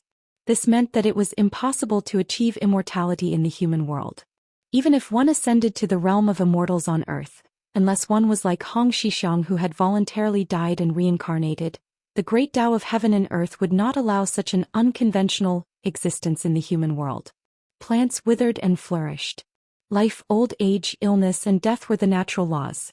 For this reason, Buddhists abandoned their physical bodies and went to the Western Pure Land of Buddha. Taoists did not practice and naturally only wanted to become a person on the mountain. Tracing back to the origin, there were gains and losses. It was not easy for the long-lived people in the world, like Wudong Mountain's immortal Song Jiming, to live for 200 years. The reason why Lu Songtao was able to live longer than Song Jiming was because he had drawn a prison on Mount Lantuo and was no different from a living dead. Compared to the person in front of him who was of the same age as the country, they could not be mentioned in the same breath. Seeing through Su Fengnian's doubts, the young eunuch closed his mouth and said, I am not a cultivator. I have never thought about ascending. Life and death are only in this world. Su Fengnian asked directly, Then did the ancestors of the Zhao family make an oath with you? They want you to protect the descendants of the Zhao family and the throne of Liang? The young eunuch shook his head. His voice rose in the autumn wind. The emperors of the Zhao family know of my existence, but they may not be able to see me. I need to absorb the chi of dragon to nourish my chi and blood essence so that I can live forever. However, it is inconvenient for me to see the real body of the flood dragon at close range. Moreover, the young eunuch finally showed a smile for the first time. His tone also lost some of its murderousness. Moreover, it is one thing for a thief to sneakily take things and put them in his bosom, but if he openly appears in front of the owner of the stolen item, he is too shameless. Su Fengnian laughed involuntarily. The young eunuch sat at the mouth of the well. He did not sit upright, nor did he have a lazy attitude. He was just so natural and casual. In the distance, The old eunuch who had already left Great Peace City and lived in seclusion in the mountains of Bailiang prayed in his heart. Please don't fight. There was an old saying in the marketplace that even the gods could not stop. It was used to describe the difficulty of certain matters. But the two people in the eyes of the old eunuch were the ones who could not be stopped. It was more likely that they could stop the gods. Chapter 1844. Ever since I entered the palace, I've never left Sui and city. I've only shown my face once in a while. I haven't fought many people and even fewer people remember me. In recent decades that scholar Chao Chongqing has been very... The young eunuch suddenly fell silent, as if he didn't know how to describe the spirited scholar from West Chu in his memory. In the end, the young eunuch didn't make a final conclusion for Chao Chongqing from West Chu. He just brushed it off and raised his head to look at Su Fengnian. For the first time he truly asked, "Will you usurp the throne and become the emperor?" Su Fengnian said frankly, "Because of Su Shao I won't be the emperor. But if my master can live another 10 years after Su Shao leaves, I will fight for him." The young eunuch stared into Su Fengnian's eyes and nodded. "You and I are both sincere." Su Fengnian, the king of Bailiang, was sincere in speaking frankly. The eunuch's sincerity was to leave the capital and come to Bailiang of his own accord. At the time, Su Fengnian was slaughtering people both inside and outside the imperial astronomer. The young eunuch probably didn't do anything because the situation in the Central Plains at the time wasn't enough for Bailiang to decide the fate of the world. As expected, the young eunuch smiled. "If I had known earlier, I wouldn't have let you leave when I was in the capital." Su Fengnian smiled. "It wasn't easy for you to keep me at the time." The young eunuch thought for a moment. "At the time Hong Xixiang's remnant soul was by your side, and Dong Tai was watching the battle. It really wasn't easy." The young eunuch extended a hand. Su Fengnian also took the opportunity to sit at the mouth of the well. The young eunuch sighed. "There are fewer and fewer people who can sit down and reason things out peacefully. I've seen many people with my own eyes. The higher the official position, the greater the military power, the harder it is for them to control their hearts. Almost all the emperors of Liang are like this." Su Fengnian smiled. "When you say these words, there is no killing intent but killing intent. That's not very appropriate, is it?" The young eunuch said with a composed expression, "Am I not talking about myself?" Su Fengnian said helplessly, "Putting aside martial strength, you and I have met our match." The young eunuch raised his head. In the twilight he saw dark clouds hanging low as if a storm was coming. He turned his head and looked at Su Fengnian. "In Great Peace City in the past few decades, I have seen the young Su Shao and Zhang Julu. I didn't like them very much." Su Shao, who had entered the palace for the first time, was still a surplus general at that time. From head to toe he exuded a sharp aura of killing gods and Buddhas. Zhang Julu, who had served as the Huang Men of the Hanlin Academy for many years, walked in the ranks of the imperial court retreating. Even if his rank was very low at that time, you would still see the arrogance of the world from him. I knew that Chao Chongqing had entered the palace 3 times, but he did not appear. In comparison, I find Huan Wen more pleasing to the eye. He is a very smart person, but he pretended to be a fool his entire life and was always kind to others. So I met him alone twice in the palace about 20 or 30 years apart. The second time he still recognized me at a glance but pretended not to. He just smiled and greeted me. Of the past emperors of Liang, the current young emperor Zhao Xuan can be considered the most generous. Of course, this is only in comparison to his father and ancestors. Hearing this quietly, Su Fengnian smiled and said, "So that's why you have this trip to Bailiang." The young eunuch shook his head and said, "As long as the surname is Zhao, it doesn't matter whether I am Zhao Xuan or not." The young eunuch then said flatly, "Unfortunately, your surname is Su, not Zhao." As these words were said, a drizzle began to fall on the street. The contours of the stone street seemed to soften. This well was located at the corner of the street in front of the post house, so Qin Wang could just see the scene from the top of the post house. Although it was dark and rainy, Qin Wang still recognized the identity of the young man who had appeared beside the well. Qin Wang hesitated for a moment but still walked down from the post house. However, before he could walk out of the gate, he found that Su Beiji was already sitting on the threshold, blocking his way. Su Beiji picked up a jug of wine from somewhere and seemed to be talking to himself. He said he wouldn't come, but he came. In the end, he didn't even see the person in question. It seems that this usually ordinary coachman is not ordinary. Qin Wang said in a low voice, Su Beiji, you better not block my way. That person's cultivation is definitely beyond your imagination. Even your prince can't imagine it. Su Beiji's expression was normal as he took a sip of wine. Su Beiji, perhaps Su Fengyan doesn't need to fear anyone in the world, but the person he is facing right now is an exception. Qin Wang's tone was anxious. It was obvious that it was no small matter to make Qin Xiaobao, who was known for his steadiness, lose his composure. Su Beiji turned his head and asked with a smile, Do you want to drink some wine to calm your nerves? Qin Wang almost cursed out loud, but seeing those clear eyes, Qin Wang sighed heavily and took the jug, taking a big gulp of green ant wine. Chapter 1845. Su Beiji didn't take the wine pot that Qin Wang handed back to him.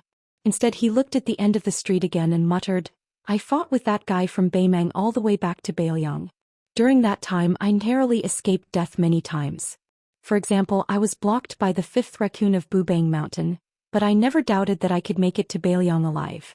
Deep in my heart I always felt that as long as I was by that guy's side, even if the sky fell, he would be the first to go up. In short, he would die first, then we would die. Su Beiji grinned. Just like how this guy won't tell me how much the Liang Imperial Court values me, I won't tell him either. Suddenly Su Beiji slapped his thigh. Damn it. That time when I arm wrestled with Zhong Honggu in Lingzhou's Dragon Eye County, I was so drunk that I passed out. It was this guy who carried me back.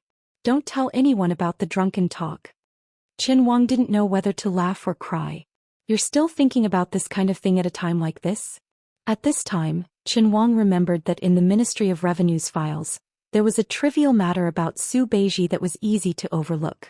In Beiliang, Su Fengyan and Su Beiji, who were close friends, actually never called each other brothers.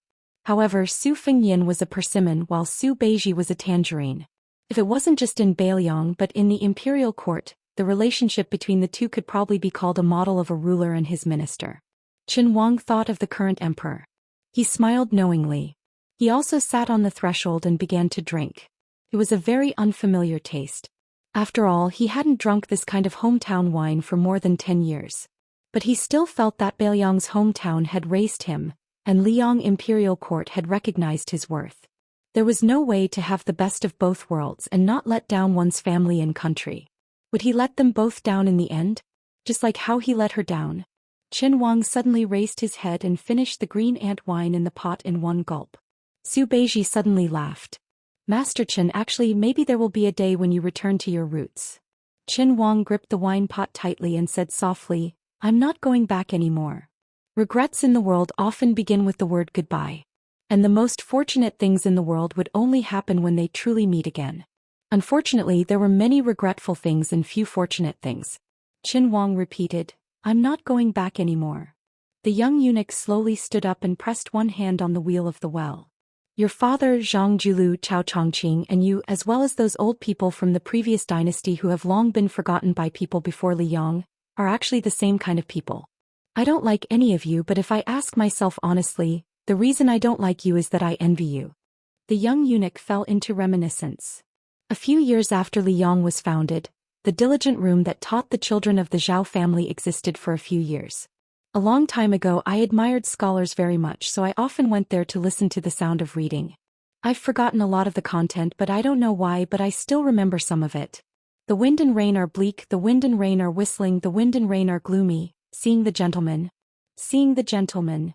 After the young eunuch came back to his senses, he looked down at the young king who was still sitting on the well and said with a smile, In my heart Chao Chongqing and the others are gentlemen, and so are you. So whether you live or die, I'm very happy.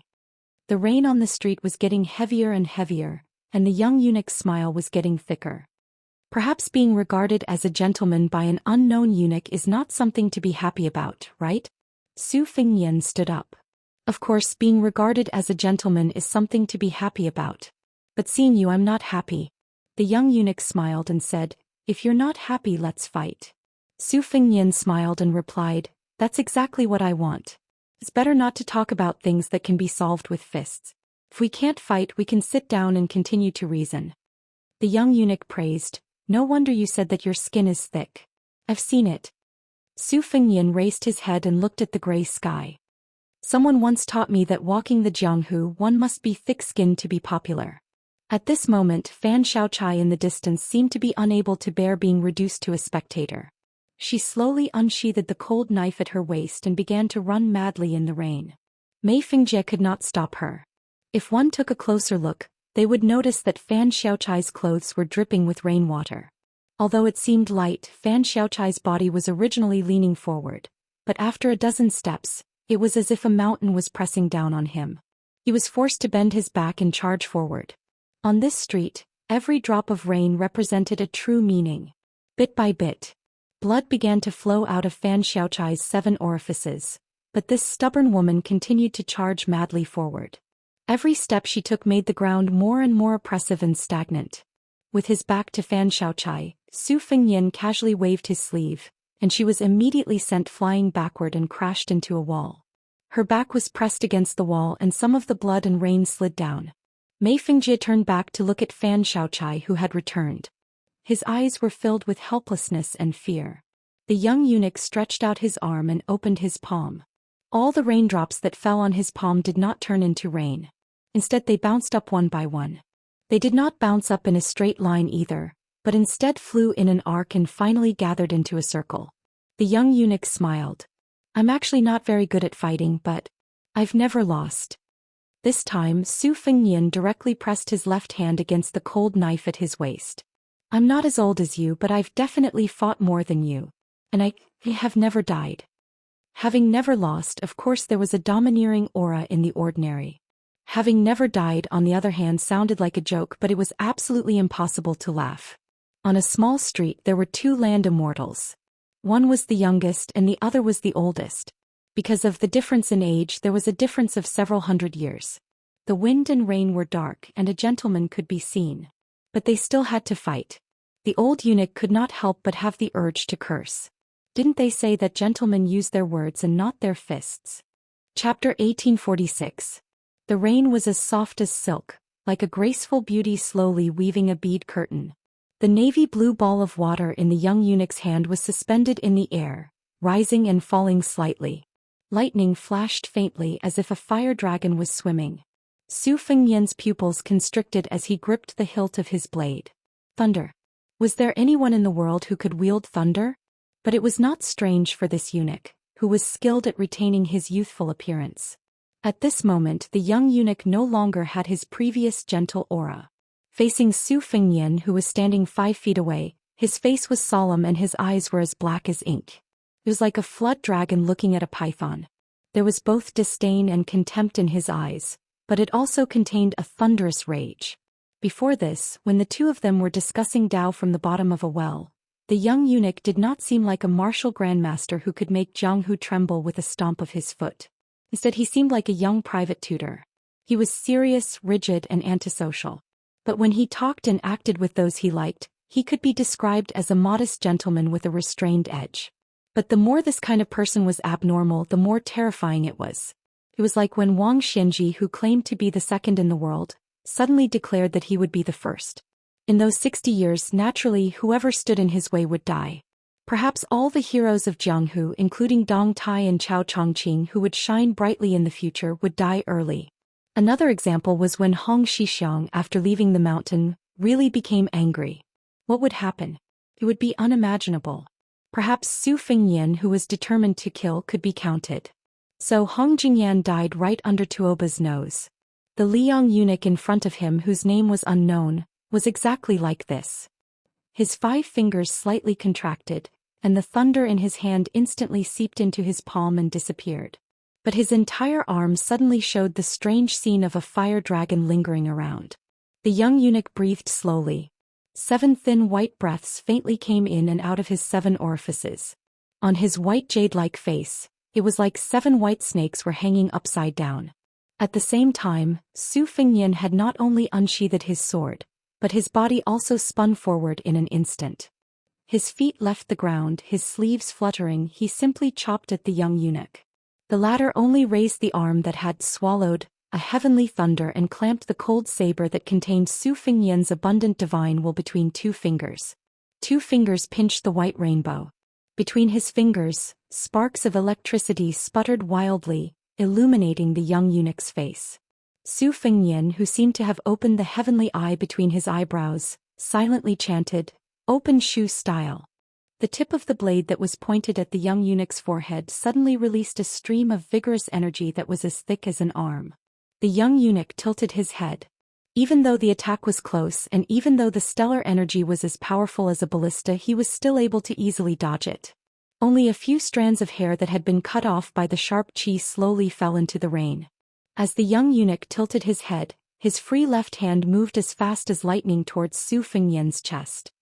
He had once heard those learned scholars in the diligent room of the palace say that there were strong winds every year in the southeast that could uproot mountains and shake city towers. Su Fengnian was struck in the chest by a punch. He seemed to be unmoved, but the purple-red date mark between his eyebrows wavered and rippled. It turned out that this punch did not harm the body but the spirit. The young eunuch who had succeeded in his punch said softly, "Abandon the saber." As these two words left his mouth, he changed his fist into a palm and slammed it against Su Fengnian's chest. Under this palm, Su Fengnian's entire robe trembled violently. The jade pendant hanging from his waist suddenly shattered and turned to dust. Su Fengnian still held the cold saber in his left hand, unmoving. The young eunuch frowned slightly. He wanted to move his arm that had been holding the cold saber with 2 fingers. He took 2 steps forward and then slapped on Su Fengnian's forehead. Su Fengnian's whole body slid out. His feet plowed a gully of more than 10 feet on the ground of the small street. It was just that the farther he was from the young eunuch, the shallower the gully became. The rain behind Su Fengnian was squeezed by the majestic chi, hanging slanted and clearly visible. Su Fengnian took 1 step back and 1 step forward to stabilize his body. His feet gently stepped on the surface of the bluestone street, like 2 lotus flowers on a pond. The young eunuch was slightly surprised, but then he felt relieved. The young king still pulled out the cold saber made of ordinary material from between his 2 fingers. Tonight's battle in the rain between the two was a battle of wills between people of high cultivation realms. Whether one had a weapon or not was not the key to victory or defeat. Moreover, this cold saber was not a divine weapon. It might even be a burden. But the young king was so persistent in not giving up the saber. It must be because there was a deep-rooted thought in this person's heart that was entrusted to this saber. Perhaps the cold saber in his hand had extraordinary meaning. Or perhaps all the Bailiang sabers in his hand were enough to hold. Which one it was very simple. He just needed to break the cold saber in his hand to identify it. The young eunuch raised his arm and waved it casually. The raindrops connected into a line, and finally condensed into a 3-foot-long sword of will. Su Fengnian, who had learned all of Li Chuangong's essence, was no stranger to borrowing swords. On the contrary, it was the Grandmaster who was most familiar with this matter in Jianghu. If Su Fengnian claimed to be second, perhaps even the peach blossom sword god Dong Tai, who had achieved Dao through swordsmanship, would be embarrassed to claim to be first. But at this moment, when Su Fengnian saw this scene, it was as if a strange scene that he had never seen before unfolded in front of him. Chapter 1847. This was not necessarily because the young eunuch was of a higher level. Both sides were celestial beings and there was no difference in strength. But the young eunuch's actions were extraordinarily bold. Even though they were enemies, they had to admire him from the bottom of their hearts. If one were to say that the old man's method of borrowing a sword, whether it was borrowing a real sword from another person or borrowing sword intent from the world, it had the presence that Li Chungang could return it if he wanted to, and not return it if he wanted to. Even the heavens could not do anything to him. Then this young eunuch had taken a different path. He did not fight with the heavens and the earth, and only created for himself between the heavens and the earth. This was like how Li Chungang could not do it, but his talent was too great, so he was very lazy. But the young eunuch was diligent. The rain around Su Fengnian seemed to pause for a moment, and then his figure flashed away. The young eunuch closed his eyes and listened to the sound of the rain. Then he casually swung his sword behind him. The 3 feet of rain disappeared after the swing of the sword. The young eunuch drew another sword from the rain, this time to the side of his left hand. One sword after another. The rain did not lessen and the rain did not stop. The young eunuch had already swung the 3-foot sword 60 times. Su Fengnian still did not appear. If not for the fact that the young eunuch had not stopped swinging his sword in all directions, Fan Shaochai and Mei Fingjie might have thought that the young king had left the street. The young eunuch had a relaxed expression, and still had the energy to speak as he swung his sword. In my mind, other than Zhou Xian, whose existence represents the peak of the world, Gao Shulu, Li Chungang and Wang Xinji are invincible when they are at their peak. They are not always invincible. For example, when Li Chungang returned to the Jianghu when he was on the banks of the Guangling River, and when Wang Xinji was in Martial Emperor City of the Eastern Sea and not in Beiliang, even if I was in Great Peace City, I was not a match for them. I fear that only Ancestor Lu could match them, and the two sides would fight to their heart's content, each with a chance of victory. As for you, Su Fengyan, in the end you are still lacking. In fact, as long as you don't abandon your previous life, you can also reach that height. It's just that you don't want to live under someone else's roof, so you destroyed your own destiny. Otherwise, who would be able to stop Su Fengyan from doing as he pleased? How difficult would it be to kill Emperor Zhao Xuan and then live a carefree life in the martial world? Whether or not Beiliang can stop Beimang's million-strong cavalry has nothing to do with you enjoying the Empyrean sorrow forgetting all by yourself. The young king did not appear, nor did he answer. The young eunuch with an imposing aura didn't seem to mind and lightly waved his sleeve. The world fell silent. Just like that, the rain that covered the sky and covered the earth on the side street completely stopped. On the blue stone slabs, the rainwater no longer flowed downwards. Su Fengyan, who had nowhere to hide, was standing under a roof at the end of the street, like a passerby taking shelter from the rain. The young eunuch stretched out his hand, bent his index finger, and gently flicked a drop of rainwater hovering above his head. The phenomenon collapsed. The rain continued to pour down. He looked at the young king in the distance, who had an equally serene expression. The cold blade in his hand had long been fragmented, and he was only relying on his will to condense it. He asked curiously, "You have the mystic understanding realm cultivation base of an earth immortal, plus you have 300,000 iron cavalry in your hands. Why are you so unsatisfied?" Su Fengyan slowly put his blade back into its sheath. Everyone in Mount Qingliang knew that no matter when or where this king appeared in the public sight, almost everyone would hang their cold blade. Many people didn't think deeply about the reason. After the Battle of the Dragon Eye Plain, after the death of Qi Danggua, Su Fengyan only took out his blade when he was sleeping. He didn't want to be empty-handed the next time someone needed him to save them. Perhaps with his current cultivation base, there was no difference whether he had a blade or not. But Su Fengyan still insisted. Under the roof, the young king walked down the steps and finally spoke. "People live in this world and do everything according to their heart's will. How is it different from the heartless plants that grow in the sun? You don't feel proud for the people you care about and you don't live so happily. It seems sullen, but isn't it a kind of happiness? At least there are people who are worth your sacrifice. Zhang is for the common people, Chao Chongqing is for the woman in his heart, my master Li Yishan is for the people of Beiliang, Su Shao is for the children." Su Fengyan finally asked with a smile, "Do you have them?" The young eunuch's face changed slightly and his eyes were cold. He stomped his feet and said in a deep voice, "Come out of the dragon." In the well, a water dragon as thick as the mouth of the well crazily rushed out. It went straight to Su Fengyan. The young eunuch, who was most familiar with the operation of heaven and earth, knew it best. Ancestor Lu was still young when he reincarnated, Wang Xinji had already ascended, and Li Chungang had become a thing of the past. Now Su Fengyan was far from returning to the peak, so he was the real first person in the world. It was absolutely not like what Su Fengyan joked that a child eating sugar-coated haws on the street could become his opponent. His enemy was only in the sky, not in the world. Su Fengyan lowered his head and glanced at the cold blade on his waist. He took a breath, squatted down and put his palm on the street. He closed his eyes and didn't know why.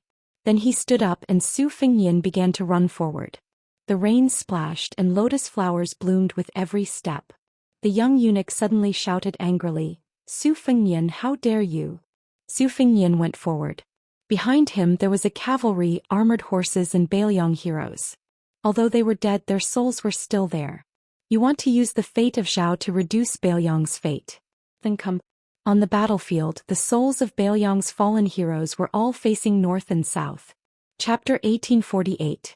If the young eunuch looked at Su Fengyan before, he was like a flood dragon that walked into the sea and looked down at a giant python that was entrenched in the deep mountains and big lakes.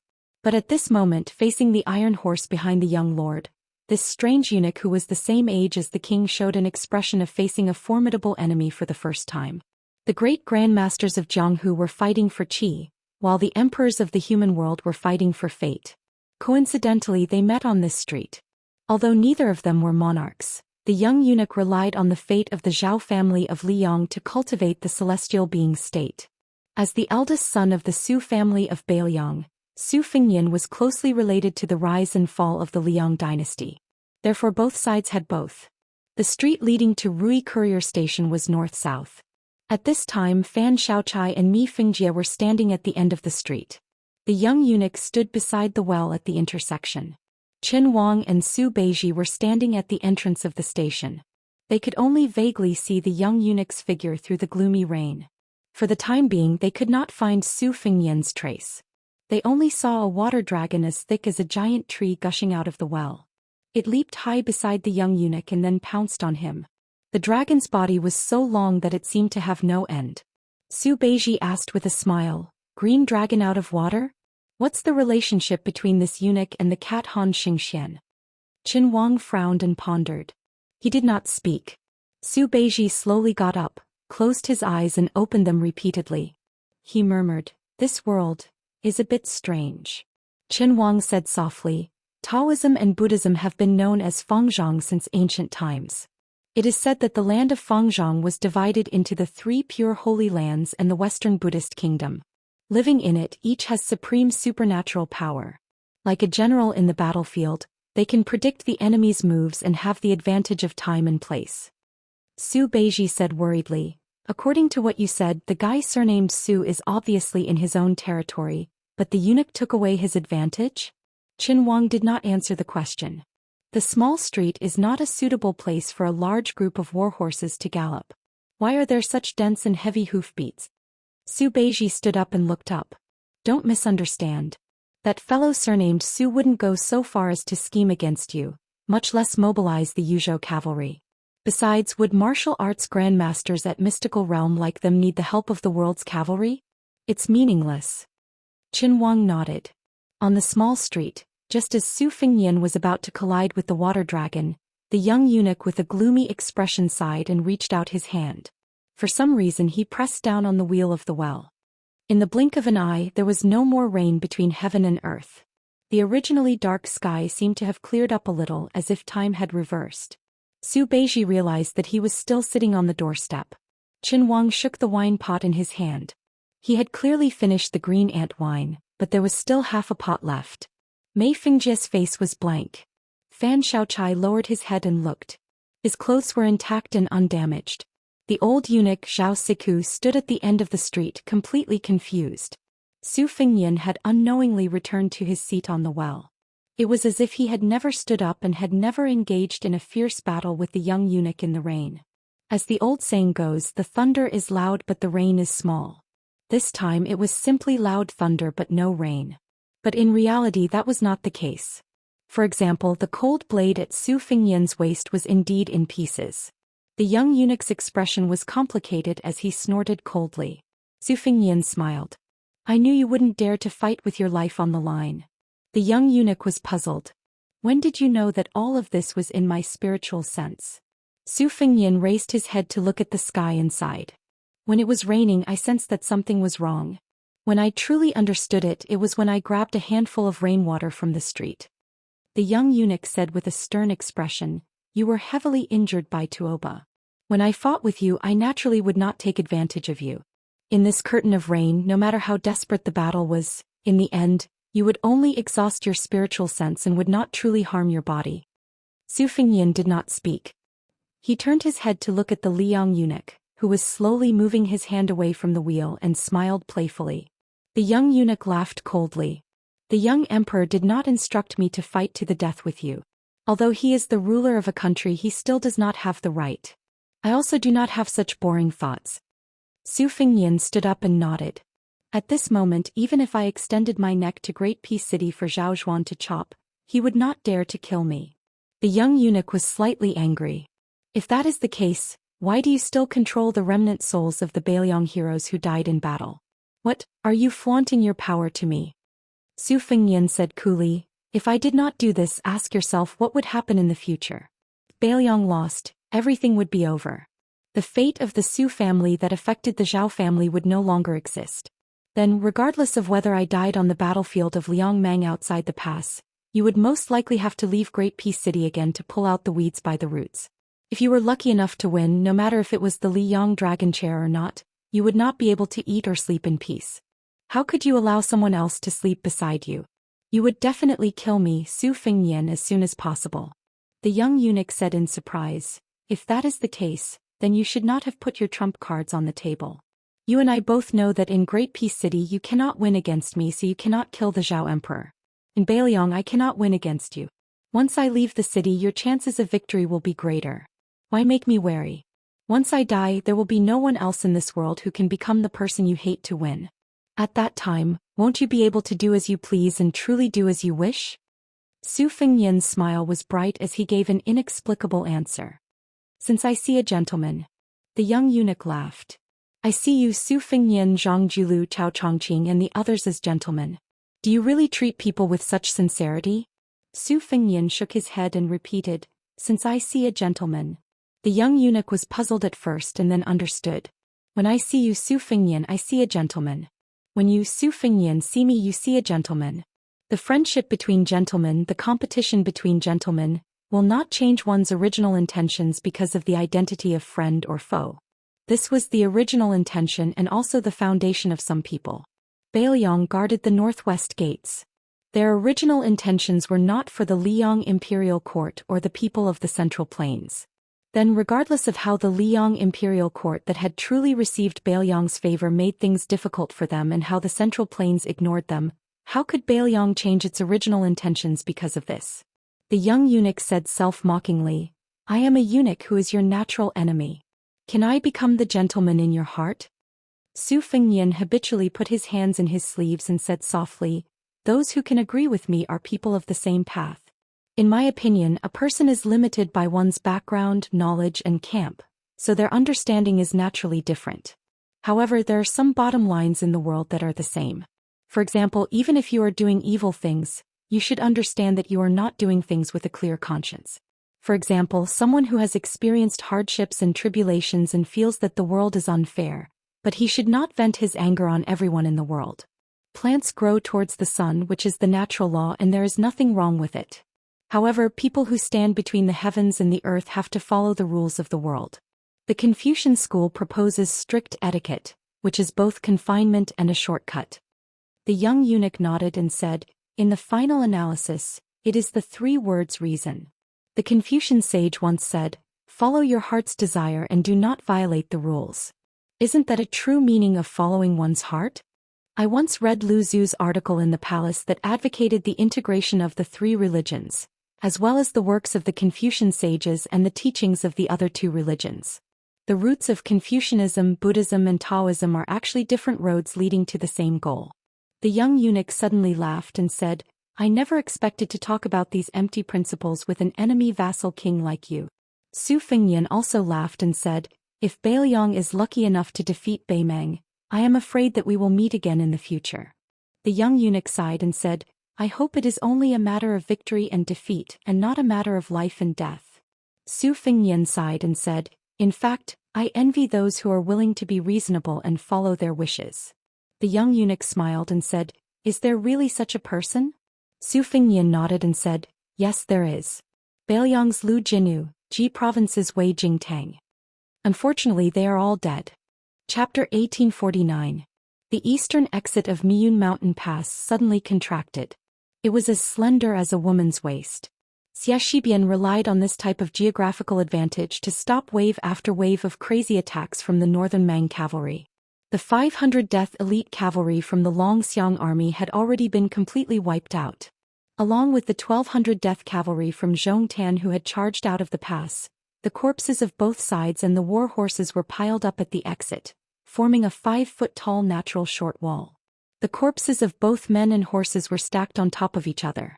Fresh blood flowed out, making the scene look slippery and sinister. This was probably the most unique horse-blocking formation in the history of war. Regardless of victory or defeat, this battle would definitely be recorded in the annals of history. The cavalry of Feng Xiang and Lin Yao on the left and right had originally suffered slightly lighter losses. However, as the corpse wall continued to pile up, the endless stream of Beimang cavalry had no choice but to give up on breaking through from the front and turn to the left and right in an attempt to break through for the main force behind. If it weren't for the fact that Xiaxi had received all of the crossbows from Cao Wei's 10,000 cavalry, the support horses would have been able to shoot down the Beimang cavalry that had charged out of Miun Pass. If it weren't for the fact that Xiaxi had received all of the crossbows from Cao Wei's 10,000 cavalry and had enough arrows to shoot down the Beimang cavalry that had charged out of Miun Pass, the fearless Zhong Tan elite cavalry would have already opened the door.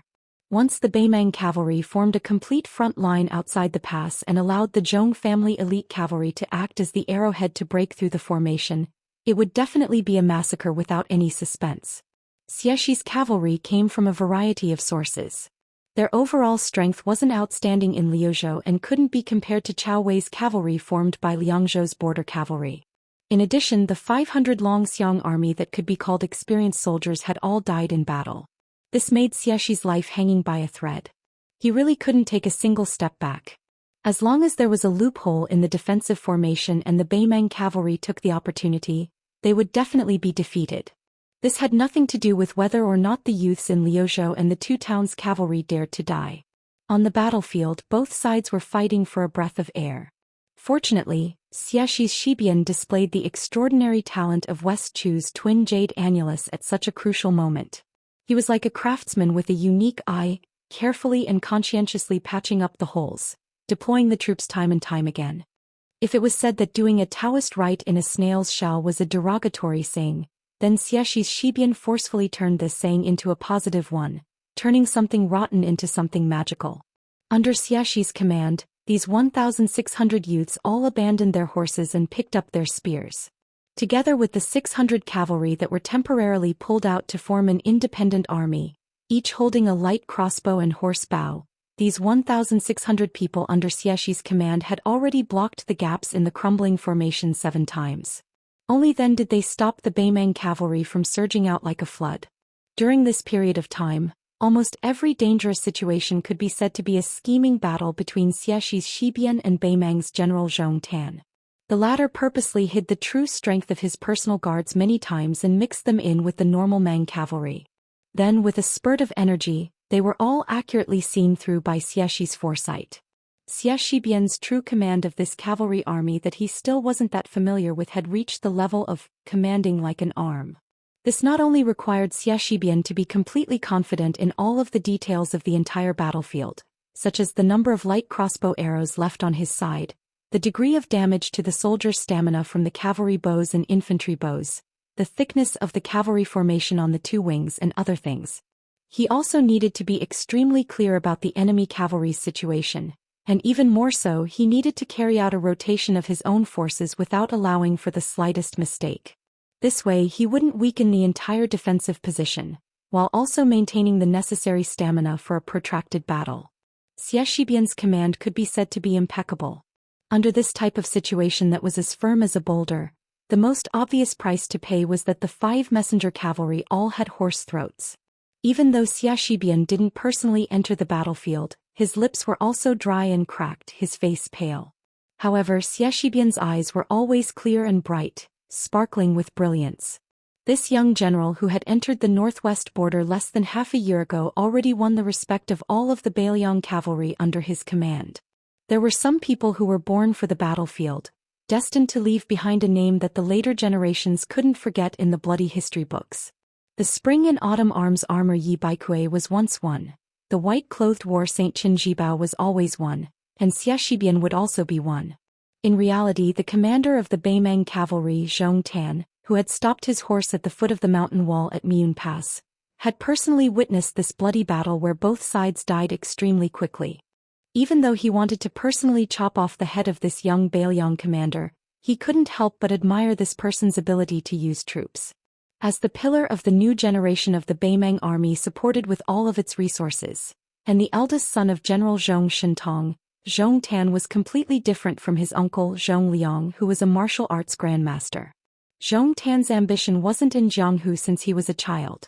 When he was still a teenager, his eyes were always fixed on the Liangmang border. Time and time again he would read the map of the two countries' border situation on the table with his father. The arrogant and conceited Zhou Xian once confided to the young Zhou Tan that on the Liangmang battlefield, although Beiliang's Yan Wenluan or our dynasty's Yang Yuanzan were fully deserving great generals who could take charge of an area, compared to people like Qin Jibao, Dong Zhuo and Chu Lushan they were still a bit inferior. To determine whether a general could become the pillar of a country, it depended on two things. The first was to be able to attack and defend as he wished in a specific battle, using troops without any loopholes.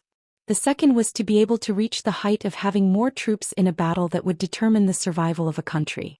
Under the premise that the battle strength was equal, having 1,000 soldiers could kill 1,500 enemies, having 100,000 armored soldiers could kill 200,000 enemies. When one had 1,000,000 cavalrymen, that would be the time to rule the world. Chapter 1850. A deputy general from the Zhou family was covered in blood. After leaving the battlefield outside the mountain pass, he rode his horse to Zhou Tan's side. He casually broke an arrow that was nailed into his armor and said while panting, "Young master, give me another 500 men of sacrifice.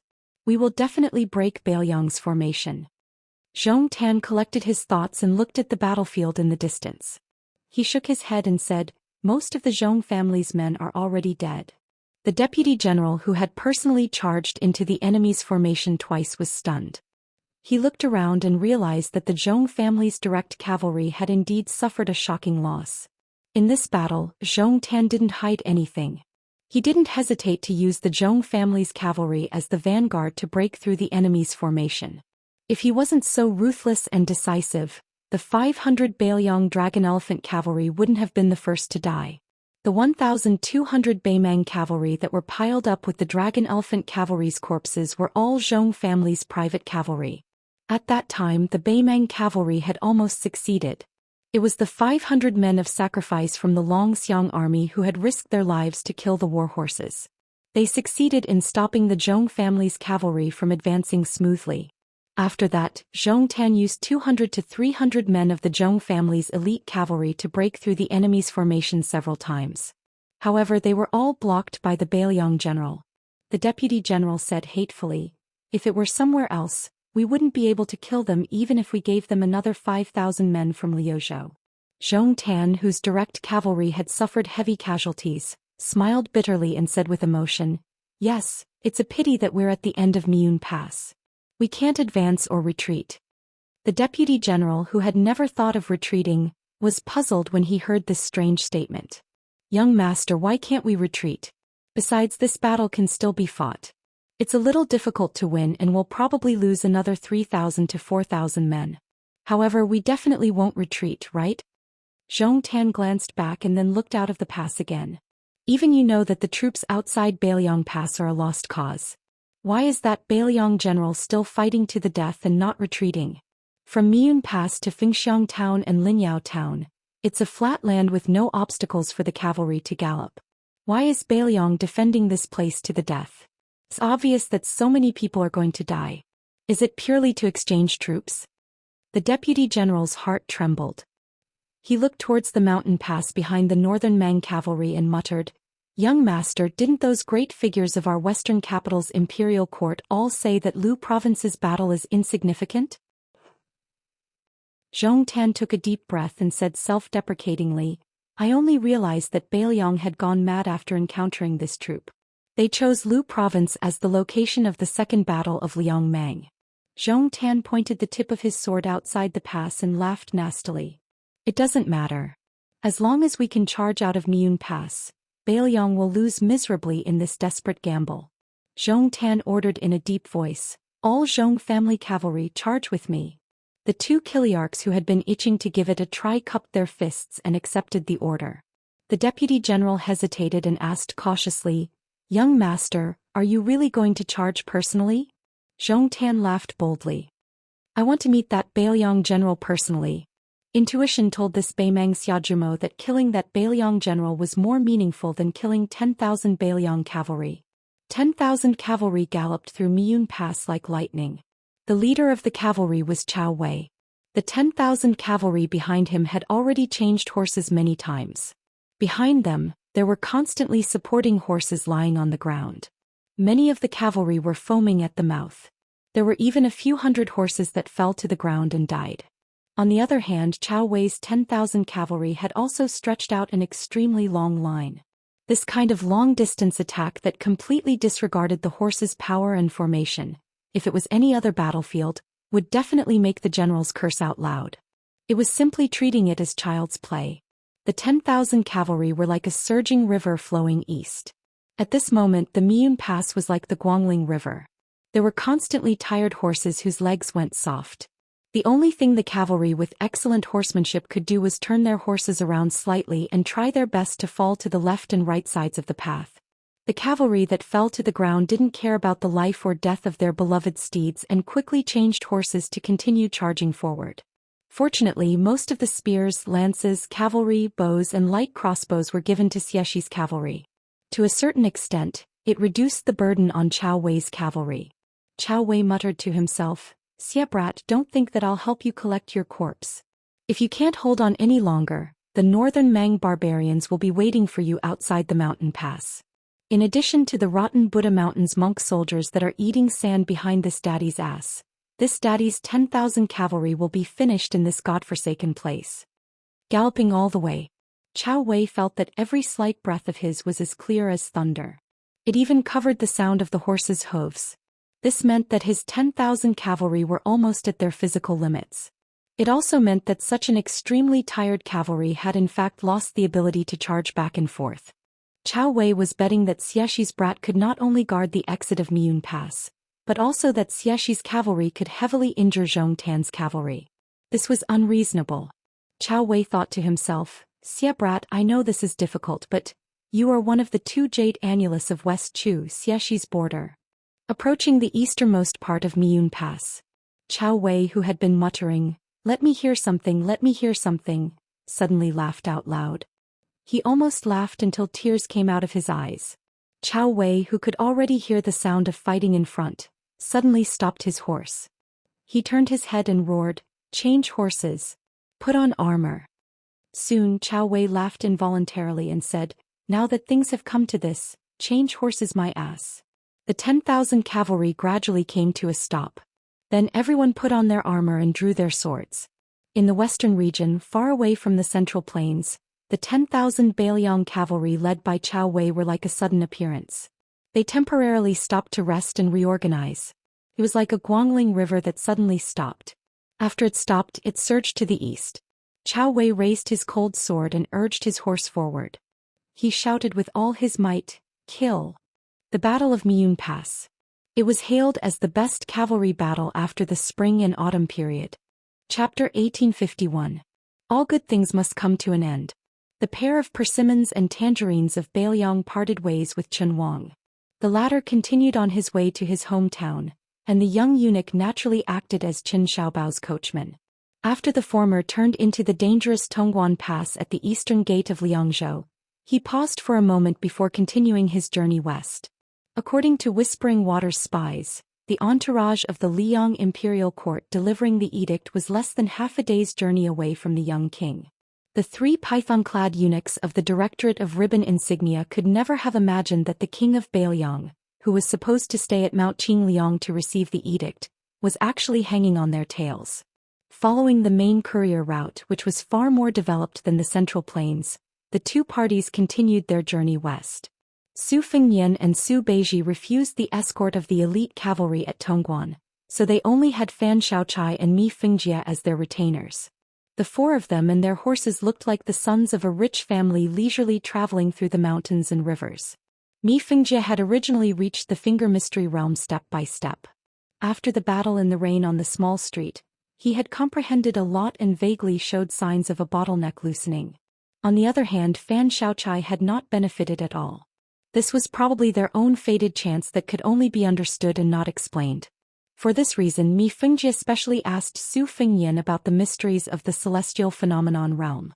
During their conversation, he revealed his yearning for the old god of sword Li Chuangong's famous skill, the 2-sleeved green snake.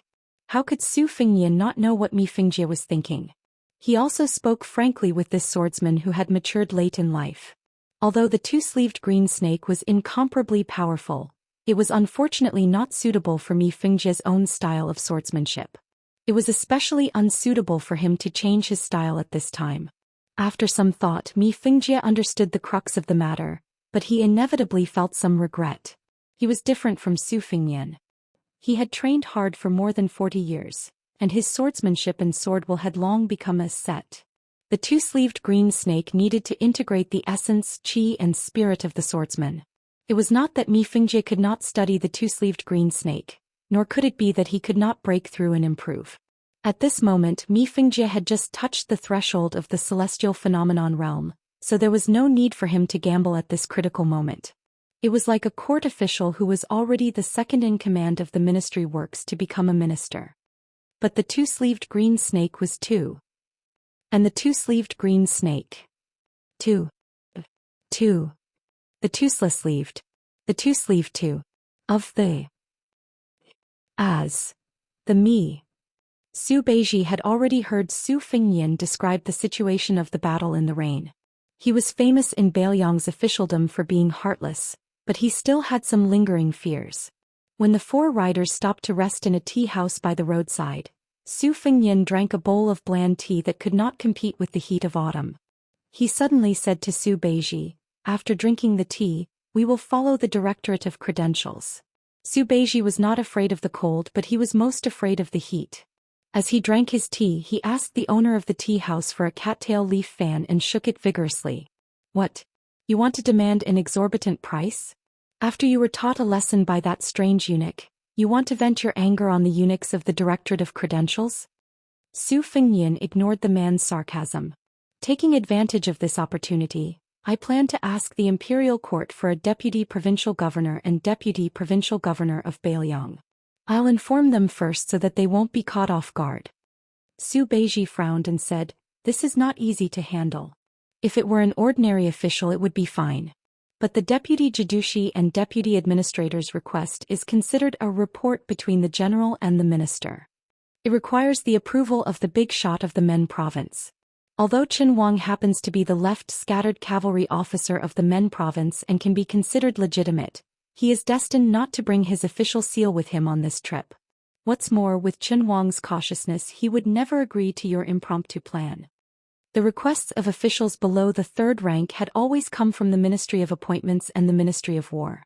In these 20 years, when Su Xiao was still alive, the Ministry of Appointments and the Ministry of War had given Bailiang more than 700 blank requests 3 times. They allowed Bailiang to choose their own officials. The Imperial Court was just a figurehead. This was not because Bailiang was domineering and separatist. In reality, excluding the vassals of the Duke of Huainan Zhao Ying, even the Duke of Jiaodong Zhao Sui, who was the weakest and closest to Graydon City, could do this. Of course, in terms of numbers they could not be compared to Bailiang or Yanqi.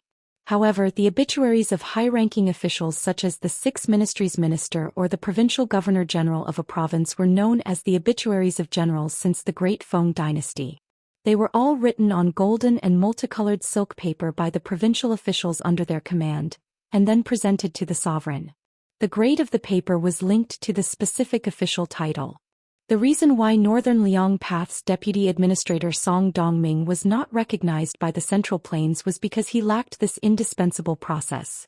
Su Fengyan smiled and said, "At most we can have Graydon City make up for it later. It's just a small matter of writing a courier." Su Beiji's tone was not as casual as Su Fengyan's. "Will Yang Xinxing have any thoughts?" Su Fengyan shook his head and said, "I've already talked to Yang Xinxing. The old man looks relieved." Su Beiji smiled coldly and said, "You believe it?" Su Fengyan said flatly, "Maybe one day Yang Xinxing will be sincerely grateful to Bailiang." Su Beiji turned his head and asked for another cup of tea from the tea house owner. He took the teacup and waited until the old man was far away before asking, "Your troublesome father-in-law, Lu Dongjiang, was promoted from the provincial governor of Liangzhou to deputy administrator? In this way won't there be suspicions that he was promoted on the surface but demoted on the inside?" Su Fengyan gently put down the teacup and said slowly, "Lu Dongjiang was originally someone who wanted fame more than power. In addition, Li Gongda repeatedly asked to resign from the position of administrator. Therefore Lu Dongjiang will only feel that his first transaction with Bailiang's civil officials is a step closer.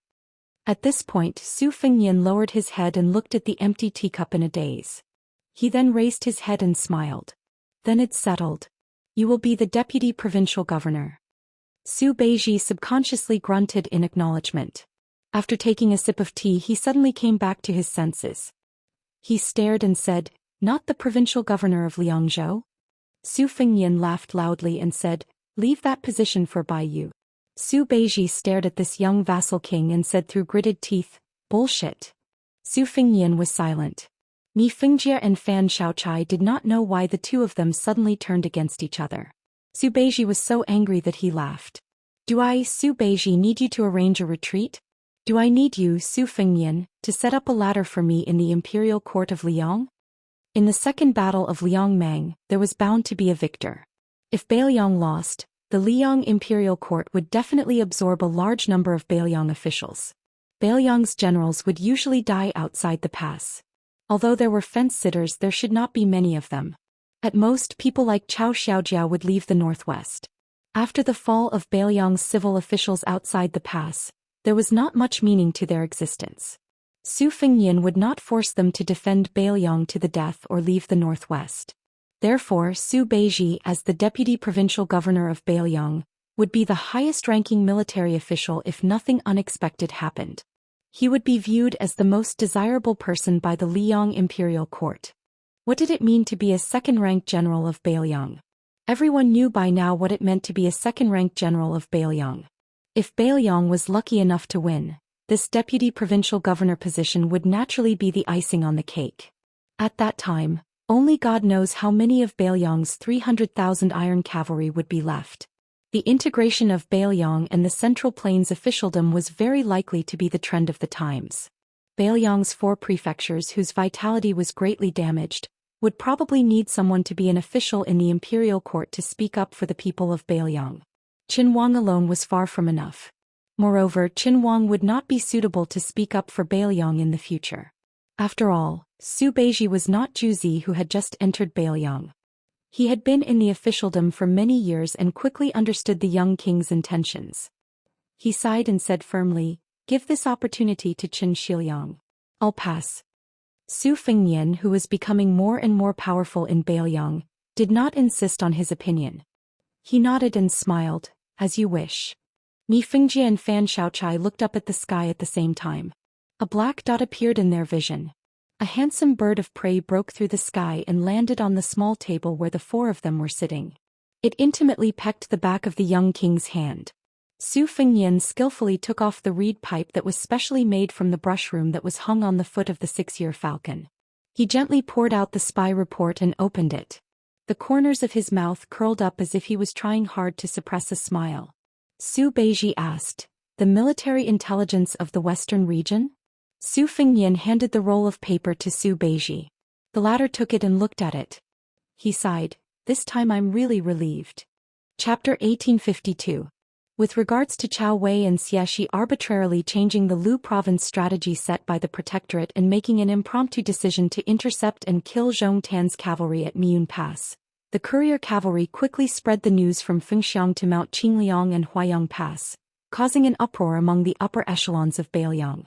If not for the fact that Cao Wei and Xiaxia were the trusted aides of Su Fengnian, some of the more experienced and prudent commanders of the border army would probably have cursed them out in public long ago. It could be said that Su Fengnian had stood his ground against the objections of the masses and directed a large number of troops toward Lu province. This was especially so when he had rookies like Cao Wei and Yu Wandao as well as Ko Jianghuai, who were also young outsiders like Xiaxi and Xiaxi as the main generals of the Lu province campaign. Su Fengnian had shouldered an enormous amount of pressure. If the battle situation turned unfavorable and the entire Lu province battlefield was in shambles, the enormous prestige that Su Fengnian had accumulated in the First Great War of Liangmang was bound to be severely damaged. Moreover, Liangzhou, which was closely allied with Lu province, was bound to fall into a perilous situation.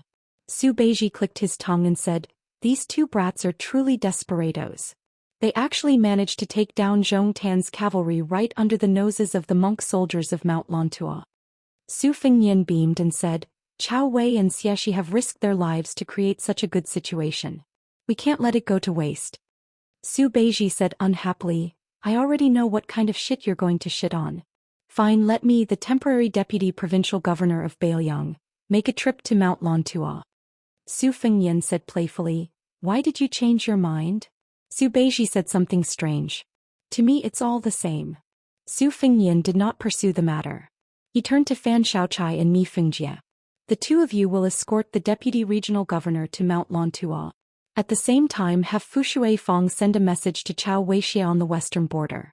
After he cooperates with the three of you to ascend the mountain and persuade Mount Lantua to form an alliance with Beiliang, they will no longer be under the control of the Liuzhou provincial governor's office, Mount Qingliang, or the Protectorate General's office. Su Beiji suddenly stood up. Su Fengyan asked, is there a need to be in such a hurry? Su Beiji rolled his eyes and walked towards the riders. Su Fengyan had no choice but to stand up and send him off. When Mi Fengjie was paying the bill with the owner of the tea house, Su Fengyan suddenly laughed and said, give me more copper coins, I want 2 more bowls of wine. After Su Beiji mounted his horse, he looked down at the young vassal and said with a serious face, remember, don't get carried away. Su Fengyan said innocently, I've seen all kinds of storms and waves. How could I? Su Beiji laughed coldly and said, your smile is almost reaching your ears. Su Fengyan was resentful, but he did not retort. Mi Fengjie and Fan Xiaochai exchanged glances. The old man's eyes were full of smiles. Clearly he was gratified by this scene of Beiliang's ruler and subject being compatible. Fan Xiaochai, on the other hand, was somewhat annoyed. He seemed to be dissatisfied with Su Beiji's attitude. Su Fengyan waved his hand to send the 3 riders off.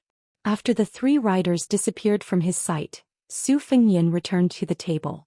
There were already 2 big white bowls of coarse green ant wine on the table. Su Fengyan had 1 bowl and Chu Lushan had 1 bowl of Gerfalcon. Su Fengyan reached out his hand and stroked its feathers. His eyes were gentle as he smiled and said, old friend, drink slowly. Twice in the Yangjiangu, once in the Beimang Jianghu, countless life and death encounters, only this old friend had always been by his side. The owner of the tea house was just an ordinary person with shallow eyes. When he saw the scene of the bird drinking wine, it was an eye-opener. He could not help but sit closer and asked curiously, young master, what kind of bird is this? It's so beautiful. Su Fengyan took a sip of the wine and laughed, it's a gerfalcon from Liaodong. The old man, who had never heard of gerfalcons before, asked tentatively, to be able to raise such a good bird with such spiritual energy, young master's family must be extraordinary, right? Su Fengyan grinned and said, of course. My father fought for his entire life to accumulate the family business we have today. After he handed it over to me, many important people outside of Beiliang coveted it. The old man felt that the young man in front of him was like the sons of Beiliang generals in other places. They loved to talk about their father's military achievements and were not afraid of choking when they talked big.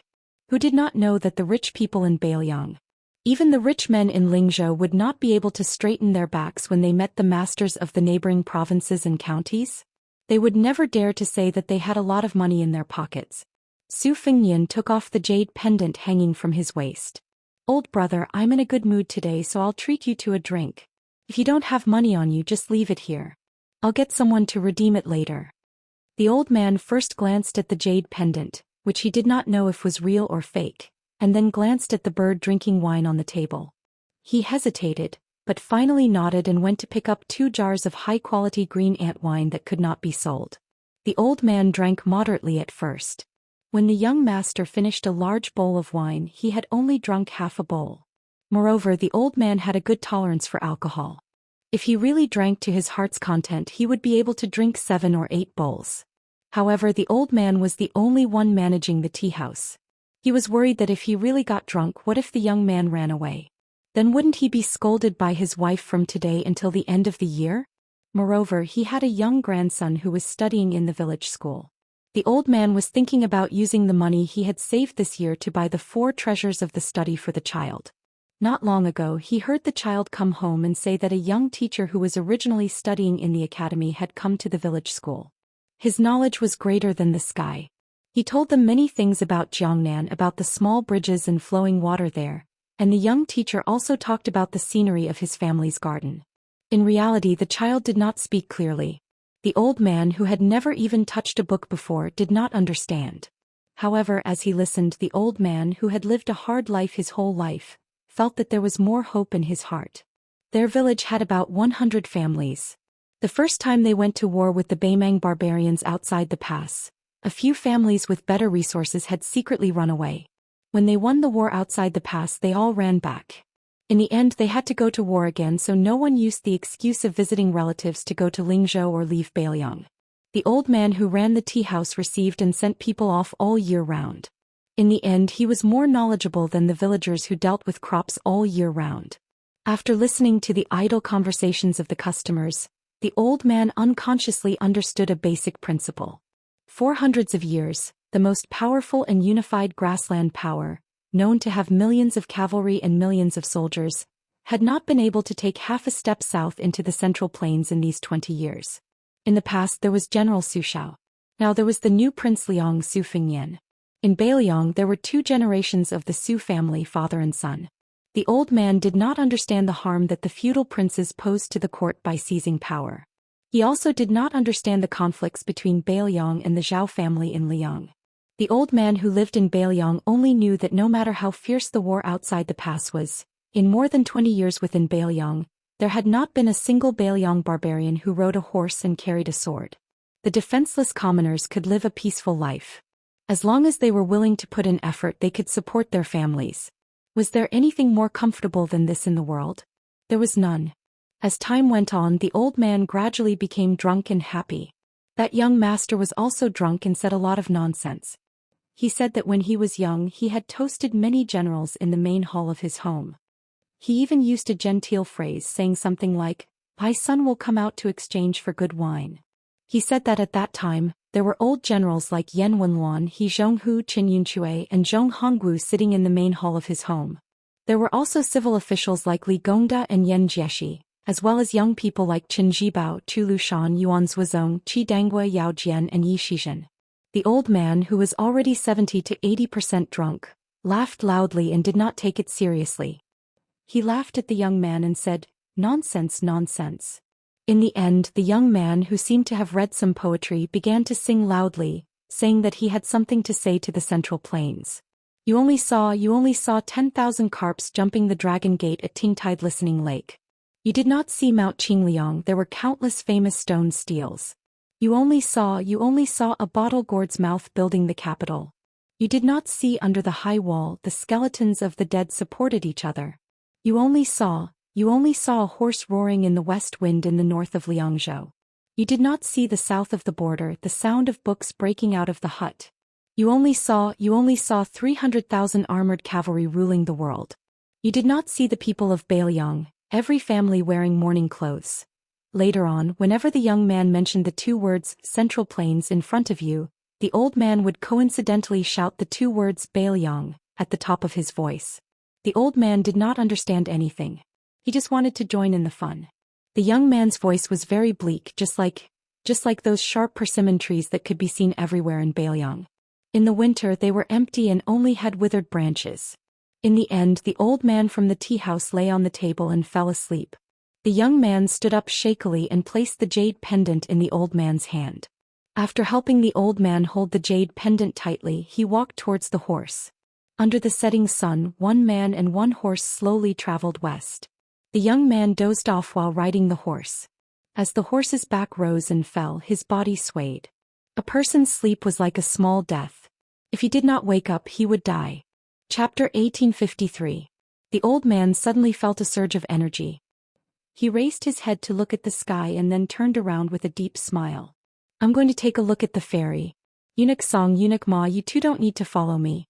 I'll be back soon. I'll try my best not to go back to the courier station in the dark." The eunuch in official robes sitting on the back of the young eunuch immediately stood up and said considerately, "Since we're already here, it's just a matter of 1 breath.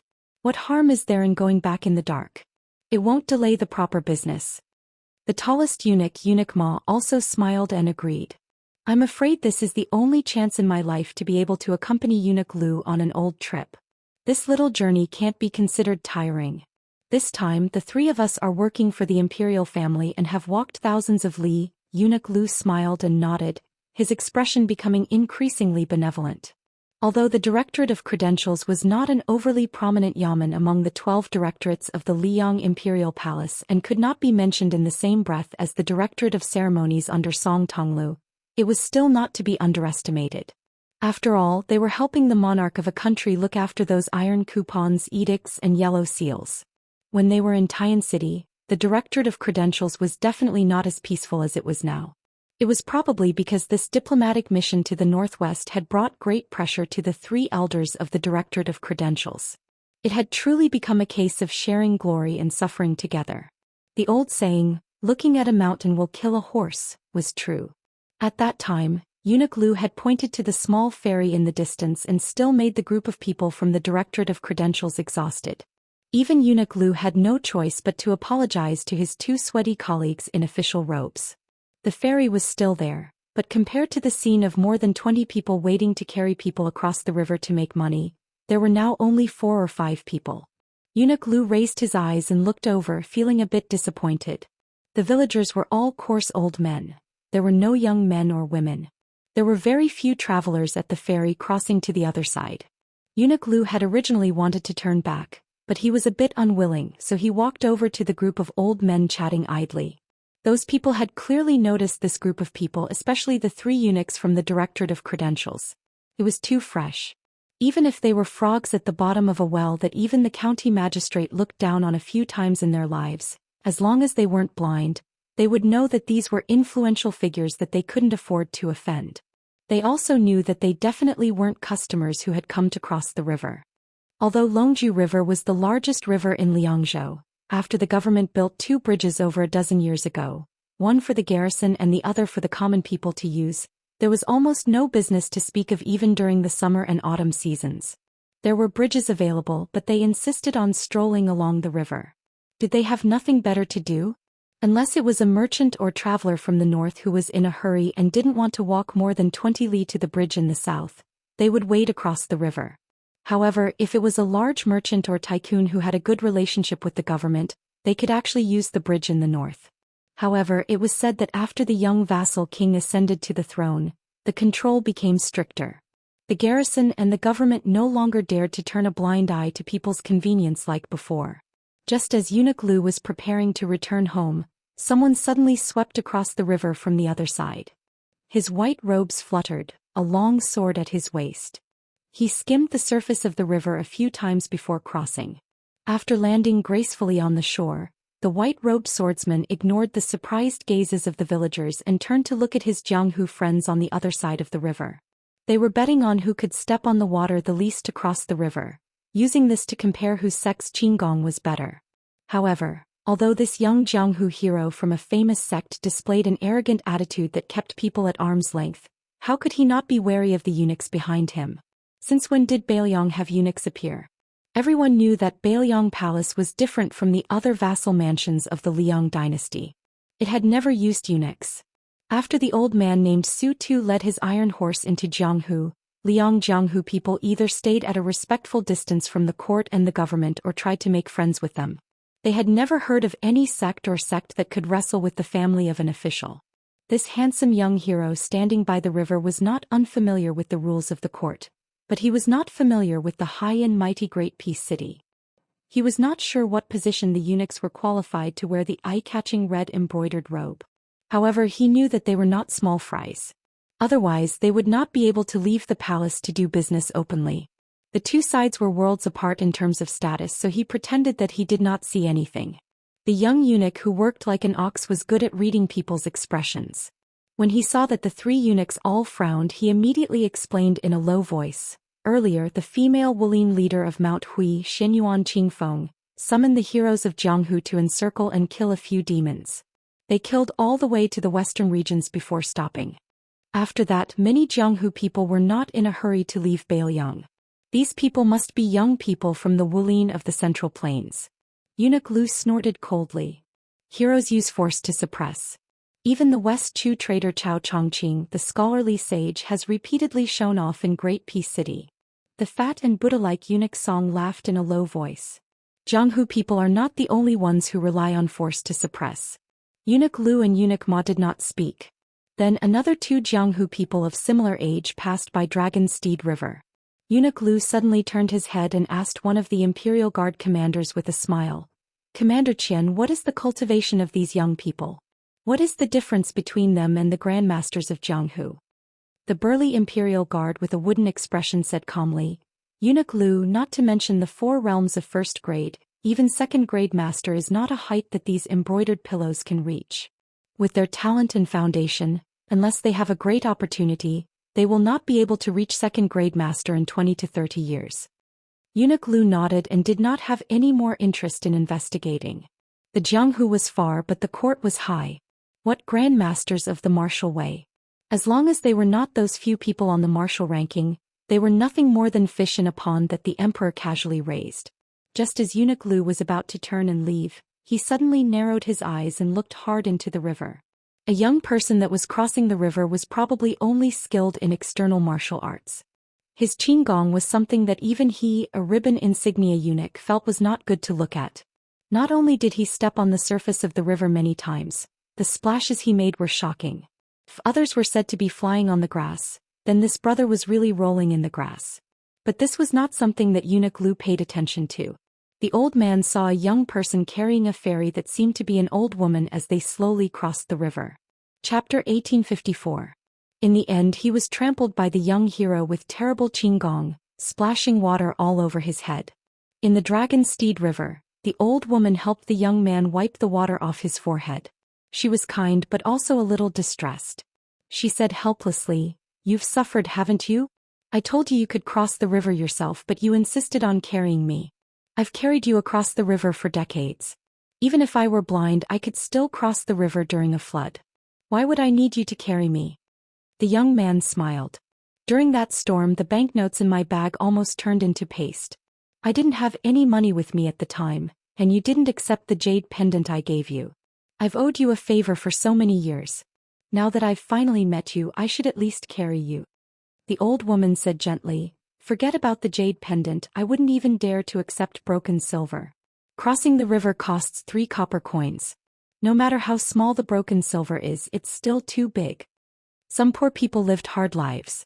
If they felt that they couldn't live their lives peacefully, they would really be in pain. The old woman suddenly smiled and asked, Young master, what about old Huang who crossed the river with you?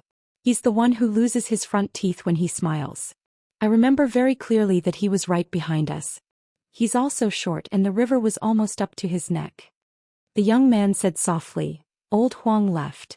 He went to a place far away from Baoyang. I didn't see him. The old woman sighed. She didn't know how to comfort this young man who remembered her for so many years because of 5 copper coins. Perhaps in her village she could remember who owed her a copper coin for half her life. However, the young man carrying her didn't look like a child from a poor family. Who would carry him across the river and give him a jade pendant just because he didn't have any copper coins? No matter how worthless a jade pendant was, it was still a jade pendant.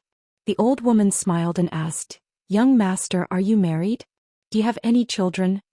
The young man said awkwardly, I'm about to get married. When the two of them approached the ferry, the old woman asked, Are you tired? The young man smiled. Granny, you're so light, how could I be tired? The young man then teased, Granny, you must have been very beautiful when you were young. There must have been many people who came to ask for your hand. Although the old woman was poor, she was dressed in clean clothes and smiled knowingly. She did not nod or say no. When they reached the shore, the young man gently put down the old woman. She asked, Young master, is it really okay for you to leave the horse on the other side of the river? The young man smiled and said, Don't worry, I won't lose it. The old woman helped the young man who had rolled up his sleeves to carry her on his back and gently rolled down his sleeves. She said, When you have a family, you can't always think like this. The young man smiled and nodded. Got it. I'll be careful with my spending. After the old woman came ashore, she waved her hand at the young man standing in the shallow part of the river. Hurry up and go back. See if the things on the horse's back are missing. The young man who had his sleeves down but still rolled up his pants answered with a smile. The old woman slowly walked towards the ferry. Then she saw an old man in strange clothes. She saw him at first glance, even though there were 2 old men in the same red clothes standing beside him. The Liyang Insha was the head seal eunuch and so was Eunuch Lu. He wanted to say something but hesitated. She only smiled faintly and turned her head slightly. She reached out with her skinny fingers and tidied her hair. He looked at her and was about to take a step forward. In the end he laughed self-mockingly, pulled back his foot, turned and strode away. And she, just like many years ago, gently waved her hand at the back of the young scholar, just like the young girl of the past. The sky was dim. The eunuch and the imperial bodyguards were the first to leave. The villagers at the ferry who felt that there would be no more business left the riverbank like the old woman. The poor young man who was walking towards the other side of the river suddenly turned around and jogged ashore. Although his skin was very good, in the end clothes make the man. Who would look at a poor boy who was carrying people across the river to earn copper coins? Under the disdainful gazes of the 7 and 8 young heroes of the Jianghu, he approached them and smiled. He strangely said, "Back then when I and my brothers were wandering the Jianghu like dogs, I had long wanted to do something to you experts drifting across the river." Regardless of whether it was the handsome swordsman in white fluttering clothes or the beautiful young heroine, they were all kicked in the buttocks by this guy who seemed to have had his head crushed by a door. They were all kicked into the Dragon Steed River. That scene was like a pot of dumplings. The young man whose boots were still off on the other side of the river stood barefoot at the ferry. He looked at the drenched chickens who were cursing at him and said seriously, "Skill." If those young heroes of the Jianghu knew the identity of this madman, they probably wouldn't be angry out of humiliation, but would be deeply grateful. According to the rules of the Jianghu, being kicked by one of the 4 great grandmasters of the martial arts evaluation was equivalent to exchanging blows. This was a treatment that even the founders of their sects would be envious of. This kind of lucky thing could be bragged about for 30 years. That great grandmaster of the martial arts evaluation stood on the shore with his hands on his hips. He laughed and said, "I, a hero, will never change my name. I am the #1 figure of the Northwest Tao. In the Jianghu, people call me Invincible Divine Fist, Peerless Leg Technique, #1 Blade and Divine Sword Technique Su Fingyan." He had the demeanor of an immortal, the demeanor of a hero, and the bearing of a grandmaster. Naturally, he didn't have any of these. Therefore, the young hero who had just stepped on the water and splashed him all over angrily said, "Sue your grandpa." Everyone only heard that bastard with a smug look on his face laugh and ask, "You don't like it? If you don't like it, then come and hit me. The green mountains will not change and the green water will flow forever. We will meet again someday." This time, even the heroines and fairies who had to try their best to remain aloof when they fell into the water couldn't bear it anymore. However, just as they were about to criticize him, they suddenly felt their bodies fall. In the next moment, everyone looked at each other, dumbfounded. It turned out that everyone was sitting at the bottom of the river. The riverbed was still wet, but there was no water. Looking up, at the end of their vision, there was no water coming from upstream and downstream. No one knew who was the first to look up and discover the truth, but they were all in a daze. It turned out that the river was still flowing, but it was above everyone's heads. It was like a green dragon sweeping across the sky. When everyone was scared out of their wits and ran to the shore, they were scared out of their wits.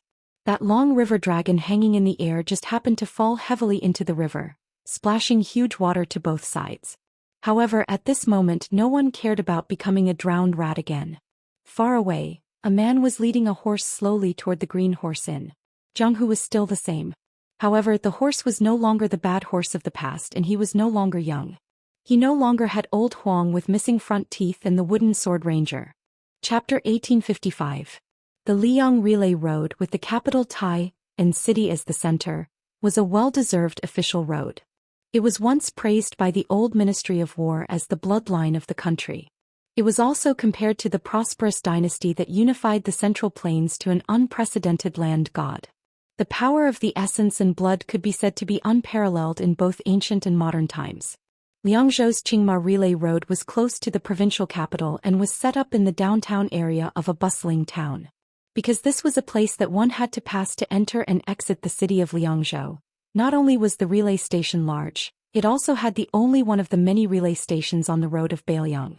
There were as many as 70 postilions. There was also a garrison of light cavalry stationed nearby all year round. It was said that the young king's personal guards, the White Horse righteous followers, came from this cavalry in the early years. Naturally, their combat ability was not to be underestimated. For example, the madman Hong Xuan, who was now climbing up the ranks in the Beiliang army, came from this troupe that did not show off. Li Gongda, who had always firmly maintained the #1 civil official position in Beiliang, stayed at the Qingma Relay Road in his early years. When he was in the mood, he wrote a calligraphy piece that said, "There is a world of difference." However, no one knew whether it was because the relay station treasured it too much or because the 4 words were too strong and beautiful, but it had not been mounted or hung for many years. Bayan Town, where the Qingma Relay Road was located, was also an unusually prosperous place.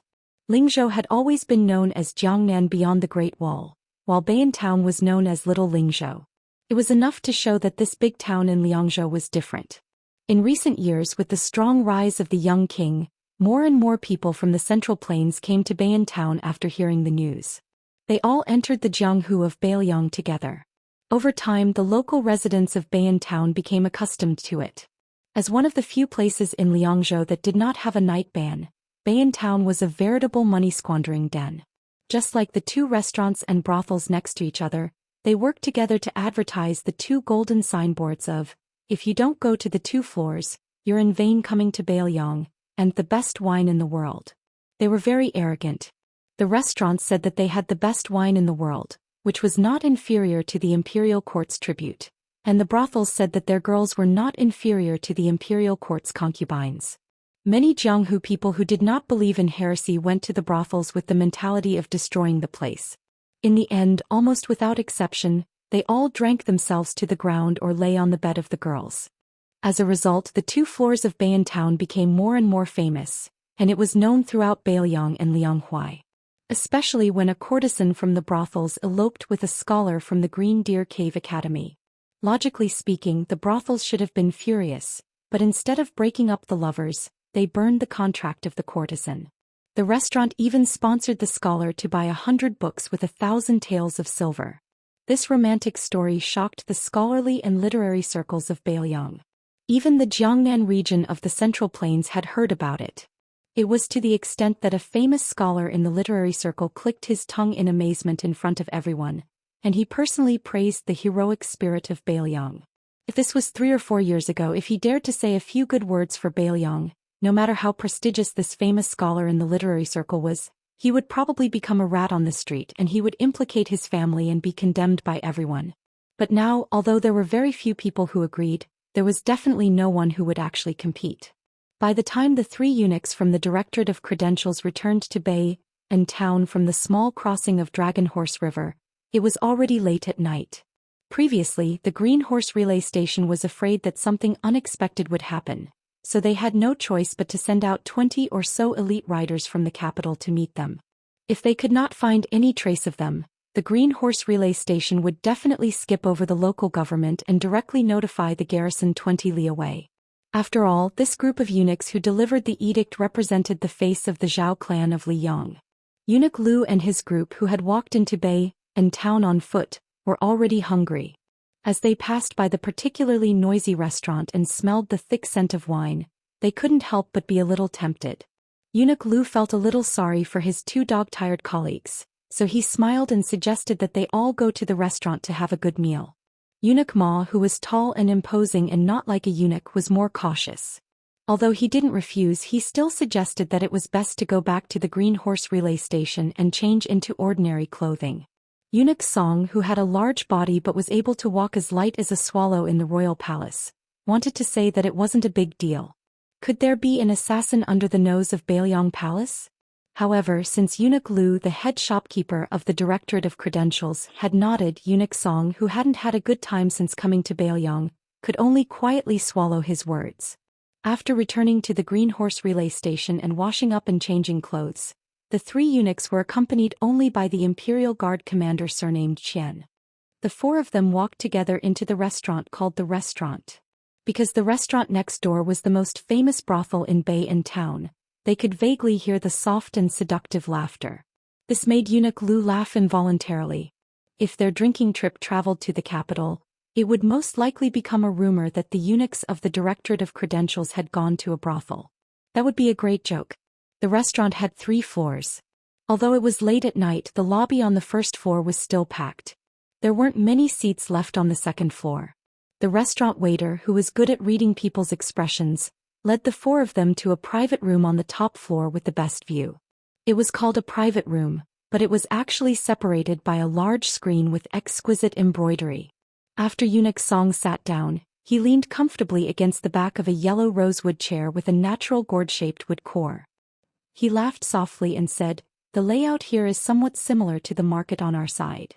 Eunuch Ma, who had changed his clothes and looked more like a burly man from outside the Great Wall, looked around and was quite satisfied. Compared to the 2 floors below, it was much quieter and more elegant. He narrowed his eyes and nodded.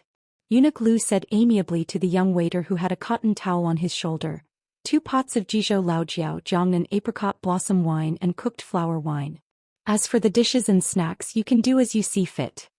The young waiter smiled and bowed to flatter. "Master, you are really an expert. You deserve the title of wine immortal. It's true that ordinary customers are generous when they come to our restaurant, but most of them choose the West Shu tribute wine Jian Nanchun to drink. In my opinion, the wine is good, but in terms of mellow aftertaste, it can't compare to the cooked flower wine. In terms of burning intensity, it is far inferior to the green ant from Bailiang. By the way, for masters, I have to say something. Our restaurant has an unwritten rule. When you come here, as long as you want to drink the green ant, you can drink as much as you want without charge." Eunuch Song asked curiously, "Even if you want to drink 8 or 10 pots, it's still free? Aren't you afraid that your restaurant will go bankrupt from drinking? Also, if someone comes to your restaurant and only drinks the green ant, will this rule still be valid?" At the mention of this, the young waiter who was originally bowing to flatter immediately said proudly, "It's valid. How can it not be valid? Everyone who comes is a guest. Our manager has already said that for those who are willing and able to drink our Bailiang's green ant, it's not a big deal to ruin their business. Just treat it as making friends with these heroes. Our manager has even set a special rule. If anyone can drink 6 pots of our restaurant's signature green ant in one go, not to mention the cost of the banquet, even if they want to sleep in the building next door for a night, our restaurant will pay for it." Eunuch Lu smiled and said, "It's rare to see a restaurant open for business like this. Interesting." Eunuch Song chuckled and held the comfortable antique chair with both hands. He looked at the eloquent young waiter and said, "It seems that although your manager stinks of money, he's not an ordinary person. Today, I'm in a good mood, so I'll give your manager face and ask him to propose a toast to Master Lu beside me. To tell you the truth, if you miss this chance, you won't be able to get it for the rest of your life." The young waiter listened to the fat man's official language of the Central Plains, and the arrogance he put on was even greater than the county governor. In fact, he was complaining in his heart, but he didn't show it on his face. He begged for mercy and said, "Sir, I'm really sorry. Our head manager isn't someone from Bayan town. Even I haven't seen him before. Unfortunately, the second manager who is in charge has a meal next door that he can't refuse. But please don't worry. Just based on the 6 pots of wine you ordered, as long as the second manager returns to the restaurant, I'll immediately inform him. I won't let the second manager miss the 4 masters."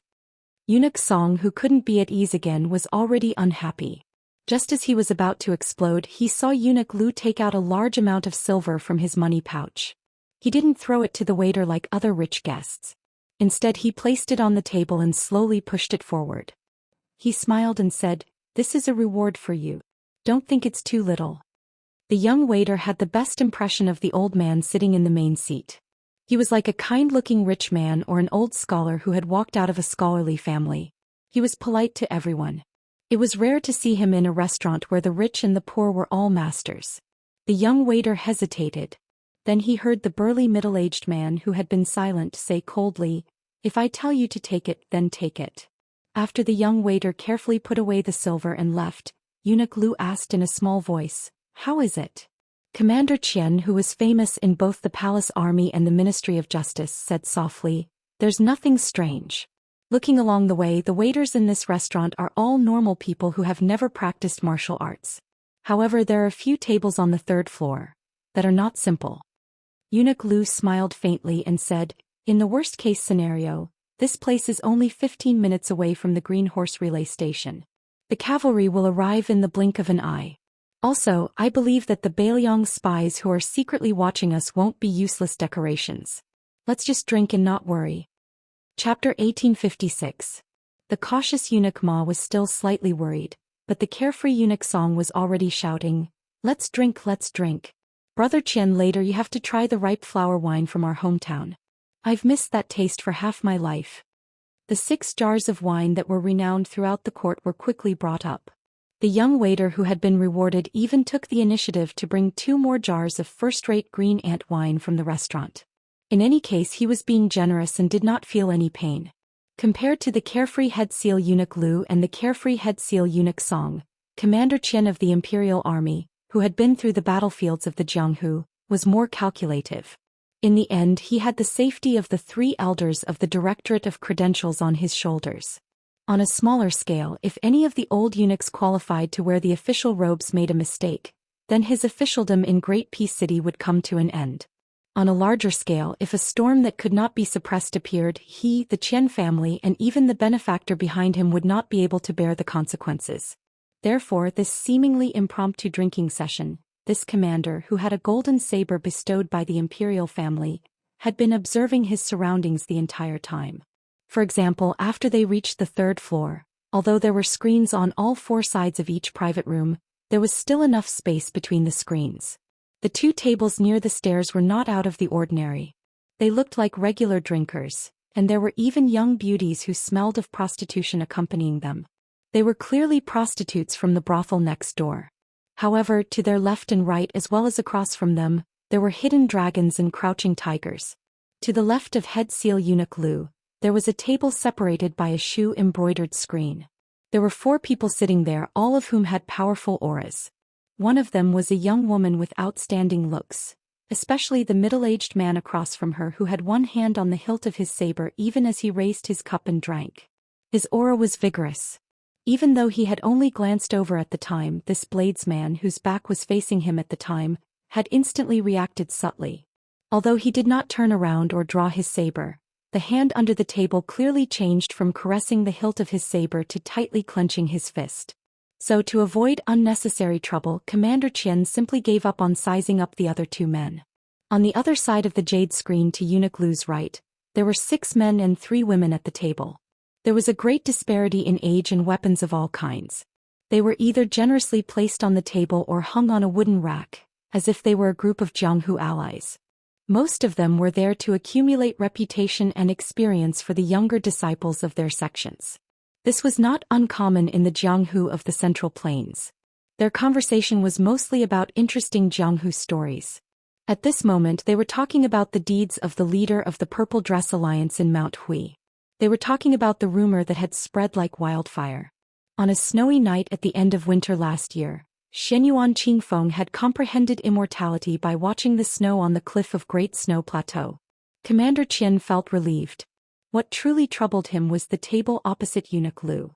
This was also the real reason why Commander Qian chose to sit opposite eunuch Lu. Separated by 2 screens and 20 steps away, a middle-aged couple sat at the table. The man had the aura of a battlefield that Commander Qian could not be more familiar with. However, he only saw a woman with a gloomy side profile. Her looks were average, but her aura was extremely cold and fierce. She gave off a wild aura that was completely different from the ordinary experts of the Jianghu sections. The latter usually fought to learn from each other only for the sake of reputation, but she fought to the death only for the sake of killing. Halfway through the wine, another 2 groups of people came up at the same time. The first group to arrive was really coincidental. It was the Jianghu young heroes and women who flew past the small crossing of Dragonsteed River. However, for some reason their expressions were complicated. There was respect and excitement as if they had seen ghosts in the day. What was strange was that these young people had all changed their clothes. Did they need to bathe and change clothes just to drink? Commander Qian, who had master realm cultivation, measured their strength. Although he felt that it was a little weird, he didn't think too much about it. Although he knew that it would be difficult for him to reach first-grade Vajra realm, he didn't dare to say that he was invincible among second-grade masters, especially those Jianghu martial masters who didn't fight on the battlefield. However, as long as it was a fight, he was confident that he would be the only one who would survive. It must be known that even the world's #1 bladesmanship master, Gu Jiantang, had admired the bladesmanship of a mere commandant of the palace guards. If he had not been promoted to deputy commander by the court, perhaps he would have followed Gu Jiantang to the Liao and returned to the battlefield at the border. As for the second group of people, there were 3 men and 2 women. The young man in the lead had the air of a young hero from the pugilistic world who wanted the entire world to know about him. He wasn't worthy of Commander Qian's attention. But the next 4 people made him tremble in fear. The blind woman beside the young hero held a zither, and behind her was a middle-aged man with a sword case on his back. His sword energy was extremely heavy, but this was under the premise that he was deliberately suppressing it. Behind him, a man and woman who looked like husband and wife walked side by side. The young woman was very eye-catching with a voluptuous and enchanting figure. She was wearing colorful tie-dyed clothes, with a string of small and exquisite silver bells hanging on her hands and feet. The bells rang before she showed up, and there was a snow-white curved short knife in a slanted scabbard hanging on her waist. Commander Qian, who had extremely high standards, could tell at a glance that this was the attire of the Miao people from the 100,000 mountains of the southwest. She was holding the arm of the short man beside her, with an undisguised look of pride in her eyes, as if her man was the top hero in the world. Under her contrast, the originally inconspicuous middle-aged man stood out like a crane among chickens. He was wearing a linen short-sleeved shirt, a green headscarf wrapped around his head, and a white cloth wrapped around his calves.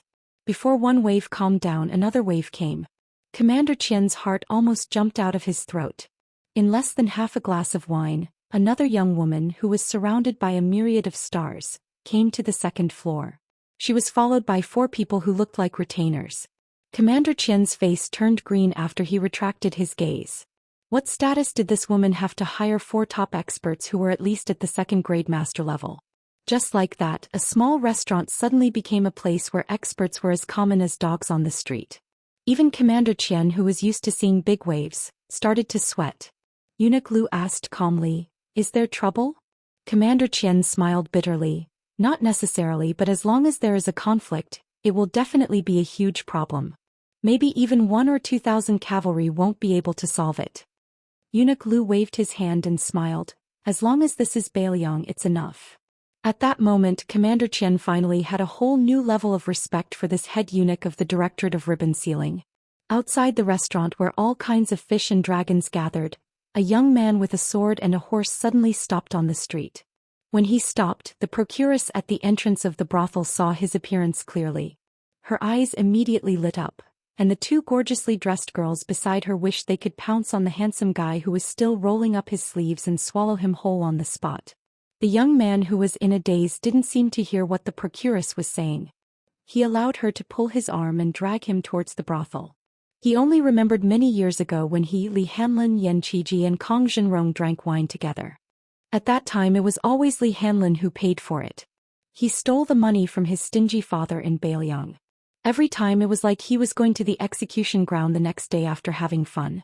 At that time Yan Qiji, who had been given the nickname Eating Chicken Yen, couldn't let go of himself. No matter how many girls were around him, it always seemed like he was being taken advantage of. And Kong Wuxia, that big idiot, every time he went to the brothel it was to save the poor. As soon as he entered the door he would say, "Whichever girl in the brothel hasn't had a customer for the longest time, I'll order her." So every time Kong Wuxia was there, the most beautiful girl and the ugliest girl in the brothel would appear at the same time. The young man finally came back to his senses and asked with a smile, "His Royal Highness is drinking wine with girls. Can I not pay?" The procuress, whose chest was trembling, was overjoyed and replied, "This young man really likes to joke. Even if the prince came he would have to pay." The young man, who had been dragged a few steps, stopped. He still held the horse with one hand and said with a bitter face, "Then I won't enter the brothel." The old brothel woman glared at him. "Young man, you're not being honest. You dare to walk on the street with this kind of sword. Do you think you don't have money? I can promise you that even if I don't have a single copper coin on me, it's fine." "Oh, you." Just as the young nobleman seemed to be in a dilemma, an ordinary-looking man suddenly appeared beside them. Trying his best to conceal the excitement in his voice, he lowered his voice and said, "Second classroom, Earth number 16, I have something to report." The young man nodded and silently broke free from the arms of the 3 brothel girls. He smiled apologetically at them and then led the horse forward. The young man turned to look at the elite spy from the whisk room, whose eyes were burning. "Is there an emergency?" The latter said in a low voice, I just discovered that someone tried to assassinate 3 eunuchs from the Directorate of Credentials. If I hadn't discovered the prince's whereabouts and acted on my own initiative, I would have already used the Green Horse Relay's secret military seal and moved the garrison into the city. Speaking of this spy who had a high position in the whisk room in Baelyang, lowered his head and said, "Please forgive me, Prince." The young man joked, "No wonder you're from the whisk room. You're the same as Zhou Xian. Why are you asking for forgiveness? It's more like you're asking for credit." The spy from the whisk room who was in charge of the intelligence of Bayan Town was obviously at a loss. After a moment of distraction, he hurriedly reported the situation to the young man who was leading the horse in detail.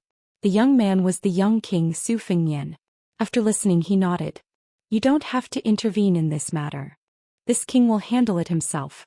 Just as the spy was about to accept the order and turn to leave, Su Fengnian said in a low voice, "Thank you for your hard work." The spy from the whisk room was stunned. He wanted to say something but stopped. In the end, he didn't say anything. He grinned and then left silently. Su Fengnian led the horse slowly to the brothel. Chapter 1857. A young swordsman staggered past the screen and was about to ask the waiter for a few more pots of Jian Nanchan wine when he suddenly felt as if someone had strangled his neck with a rope. He was dumbstruck and stared at the woman who was only 7 or 8 steps away from him. What did a man of Jianghu rely on to meet a land immortal? He could only rely on his ancestors' graves. Then, in one day, he met a land immortal for the first time and then met a world-famous fairy. What did he rely on? He could only hope that his ancestor would climb out of his coffin and bask in the sun, right?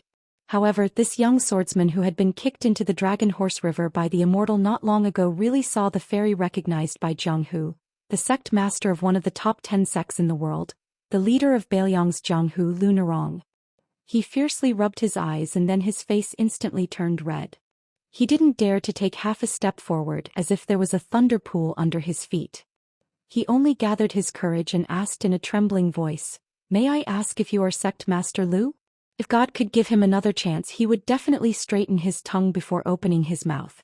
The young woman who was originally going to meet a group of distinguished guests from afar stopped when she heard his voice. She asked with a calm expression, "What's the matter?" The young swordsman, who was considered an influential figure in Jianghu in his hometown, blurted out, "Nothing." She dismissed it with a smile and turned to leave. Full of regret, he wanted to slap himself in the face, but in the end he was emboldened by alcohol. He slightly raised his voice and stared at the graceful back of the woman. He shouted in a trembling voice, "Sect Master Lu, I am Song Guanxiang from Bailing County. My master is the Green Blade Swordsman, the Lord of Hao Ran Restaurant." The unapproachable woman had already bypassed the screen and entered the private room. Soon she disappeared from his sight. He no longer had the courage to shamelessly follow her. Perhaps there was only a shoe-embroidered screen between men and women of similar age, but this outstanding disciple of Hao Ran Restaurant in Bailing County knew that there was a world of difference between him and the woman who seemed to be close to him. It was as if they were separated by yin and yang. After Liang changed its name from Eternal Hui to Auspicious Talisman, a clear dividing line appeared in Liang's Jianghu. Apart from the new Prince Liang who had unknowingly connected the 2 generations of Jianghu, the old and new Jianghu were very clear. Wang Xianji from Woolly City, Spring and Autumn Sword God Li Chungang, Huang Longsher of Spring and Autumn 3 Jia, Catman Han Xingxian, Wang Mingyin, Dongyue Sword Pool Song Yanqing and so on had passed away. With the disappearance of the Peach Blossom Sword God Dong Tai and Chao Chongqing's death outside Tai and City, the conclusion of the Eternal Hui Jianghu was even more clear. Today's auspicious talisman Jianghu had a new atmosphere, and a figure that people took delight in talking about was Mount Huizi, who commanded the heroes of the Central Plains as a woman. She was the leader of the 12 auspicious talisman Jianghu and the 4 sages. She was the leader of the Quick Snow Villa by the Spring God Lake, Jinsua Knife Villa, Gongnamdu Black Gutai and Yian Villa. She was the young banished immortal of Taibai Sword Sect who had made rapid progress in Sword Dao and single-handedly sent a second-rate sect into the top 10 sections. She was the young fairy of Southern Border Dragon Palace Lin Hongyuan and Black Gutai Lu Huanxian who had attracted countless heroes. In today's Jianghu, people liked the new and did not remember the old. When the old people talked to the young people about the Wu family's sword tomb, the latter would say that the banished immortal of the Taibai Sword Sect, who had broken through 3 realms in half a year, would definitely be able to flatten the Wu family's sword tomb. When the old people talked to the young people about Wang Xianji, who claimed to be number 2 in the world for 60 years in the martial emperor city, the latter would probably say that it was fortunate that the old man surnamed Wang died early. Otherwise, if the banished immortal of the Taibai sword sect and the master of the Jin Qiudao manor, these martial art geniuses would have practiced the saber and sword for a few more years, those old fellows would be considered shameless enough to claim to be number 20 in the world. Only when they talked about the new Prince Liang, who had 300,000 cavalrymen under his command, there was rarely any doubt. It was believed that if that young Prince Liang had the opportunity to go to Liang again, he would definitely feel unfamiliar. This was not a case of the river flowing east for 30 years, but a case of the river flowing east for 3 years. Lu Nerong was already numb to this kind of inexplicable flirting. In the beginning she would still take this matter seriously, believing in her father's generation of Jianghu's so-called treating people with sincerity and treating everyone as an equal from the bottom of her heart. However, after suffering once, she began to involuntarily give up on her father's set of golden rules and jade rules. Previously, there was a handsome man from a sect in the Central Plains whom she had only met once, but he actually told the public that he had fallen in love with her, the leader of the Fish Dragon gang, at first sight. As a result, the entire Bailiang Jianghu was in an uproar. Afterwards, before she could react, 2 secret consecrators in the gang brazenly killed him and hung his bloody head directly on the martial arts field flag of the Fish Dragon gang's headquarters in Lingzhou. As for the Jianghu talent who was convicted because of his words, not only did the sect not denounce him, but instead sent a secret letter to the Fish Dragon gang, full of carefully worded apologies. From that moment on, she truly realized her identity. Even if she practiced martial arts for another 100 or 200 years, she still wouldn't be able to enter the martial arts rankings. However, as long as the Fish Dragon gang, which had a large number of members, still existed, she would be one of the most powerful figures in Jianghu. This had nothing to do with her family name. Today's Jianghu was so snobbish. She knew that her beauty was far from being a devastatingly beautiful woman.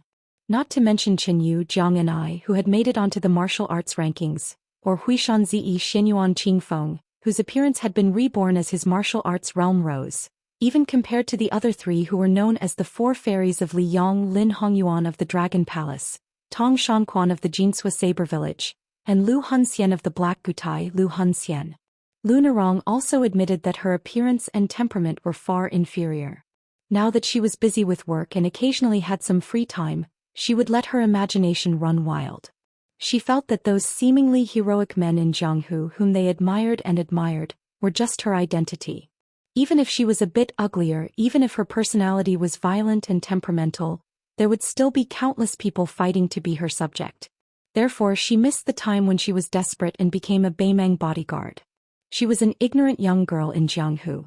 After bypassing the screen, Lu Nerong quickly put away her ridiculous thoughts and looked at the 4 distinguished guests from Nanjiang who came from afar. As a well-deserved local tyrant, she still did not hurry to take a seat. Instead, she raised her hand and cupped her fist to apologize. "We were delayed on the road for 2 days. Palace Master Lin has been waiting for a long time." The man closest to the leader of the Fish Dragon gang was the machete man that Commander Qian of the Imperial Guards was very afraid of. Although he had already noticed the 4 people behind Lu Nerong when she went up the stairs and waited until Lu Nerong stood beside him at this moment, the machete man turned a deaf ear and continued to drink and eat meat. However, he loosened his hand on the hilt of the machete man, presumably to show that he was not an evil guest. As for whether Lu Nerong understood or not, the old man with black hair actually didn't care. He was indeed qualified to not care. Because he was Mao Shulang. As one of the few machete men masters in the world and an old man who had personally experienced the brilliant era of the Spring and Autumn 13 armors, he was called Northern Li and Southern Mao together with Li Chungang at his peak. Unfortunately, he lost the 2 most important battles in his life. He lost to Li Chungang in the battle between machetes and swords. That battle was also regarded by many old Jianghu people as the battle between machetes and swords. Later, Gu Jianteng showed his outstanding talent and went all the way to the south to challenge Mao Shulang. In this battle, although Mao Shulang's body was not seriously injured, his pure mind, which was originally close to perfection, was fragmented. Since then he had been completely sealed. In the past 20 years, Many rising stars had bravely made progress on the road of martial arts, but Mao Shulang had been crawling forward in the mud. From the young genius machete man who was the most powerful in Nanjiang, he had been reduced to a trash who even Wang Tongshan dared to sneer at. The woman called Lin Hongyuan by Lu Narong smiled sweetly, slowly got up and said, "Boss Lu, you are too polite. There are tens of thousands of people in the Fish Dragon Gang, unlike our Dragon Palace, which only has 300 people at most. It is difficult to find something to do.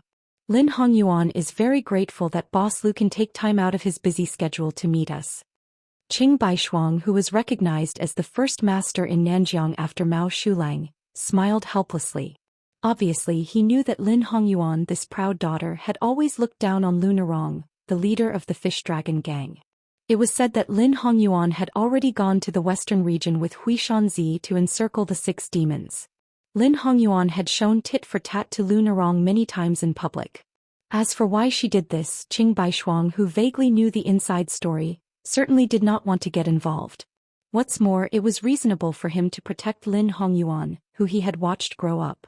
However, Ji Lu-un, who was the chief guest of the Dragon Palace in Nanjiang, frowned and said in a low voice, "Palace Master, don't delay the important matter. Our trip to Bailiang was supposed to go to Lingzhou and see Boss Lu first. It was Palace Master who changed the itinerary without permission and insisted on seeing the eunuch of Great Peace City. How can you blame Boss Lu?" Lin Hongyuan glanced at Lu Narong and said with a smile, "Uncle Jian, Boss Lu will not lower himself to my level." Chapter 1858. The 4 masters behind Lu Narong, who had joined the Fish Dragon Gang as servants over the years, were more or less angry. After all, the court paid particular attention to the master's humiliation and the servant's death. In Jianghu, the masters of the Fish Dragon Gang had long been dissatisfied with Lin Hongyuan's sarcastic remarks about Lu Narong, especially the high-ranking members of the Fish Dragon Gang. Although the people in Jianghu respected the Fish Dragon Gang, they believed that the Fish Dragon Gang did not have a real master. For example, the Dragon Palace in Nanjiang had 2 masters, the Old Palace Master and Ji Lu-un. Not to mention the celestial phenomenon Supreme Master Huang Fengfua on the Great Snow Plateau of Hui Mountain. The Taibai sword sect had an amazing sword genius which was enough to convince people. The music saint, one of the 4 sages in Jianghu, was also one of the 4 sages in Jianghu, and the female owner of Jinsua Knife Village could also turn the tide. Although Yuyan Villa did not have a top supreme master to deter Jianghu, it had built a good relationship with heroes from all sides because of the reforging of the sword in the Dragon Rock Sword Furnace. The Fish Dragon Gang, which lived in a remote corner of Jianghu in the northwest, could not be compared with them. As for the Spring Invitation Cottage in Shishu, as long as they imagined the man in white behind Lu Narong, no one would dare to underestimate them. In the end, the Fish Dragon Gang's weakness was the most fatal. When the leaders of the Jianghu in the Central Plains joined hands to hunt down 6 evil demons who dared to steal secret manuals from the Great Snow Plateau, in that soul-stirring tide of righteousness, many people did not know whether to laugh or cry. Among them, Dou Chongfeng, who was previously one of the top 10 talents in Jianghu, left a famous saying that spread throughout Jianghu after he had a conflict with the members of the Fish Dragon Gang. Therefore, when Lin Hongyuan praised the tens of thousands of members of the Fish Dragon Gang in front of Lu Narong, although Lu Narong looked indifferent, a burly foreign official in the prime of his life strode out from behind her. Even though Lu Narong tried to stop him, he still walked to the table, put one hand on the table and sneered, "I heard that there is a sword Tao Supreme Master named Ji Lu, and in the Dragon Palace. His swordsmanship is outstanding and quite amazing. Even Wang Tongshan, who was killed by our lord, boasted that he was half a master." Ji Luan, who had 2 heavy swords hanging from his waist, narrowed his eyes. "I'm Ji Luan, who is half a master." The burly man stared at Ji Luan and said with a fake smile, "So it's you. Since you're a guest, I, Steel Hand Zhao Shanhong, would like to propose a toast to you." He gently pressed the table did not move an inch, but the wine cup in front of Ji Luan, which still had half a cup of green ant in it, shattered with a loud bang. The shards did not scatter in all directions, but fell within an inch of the original position of the wine cup.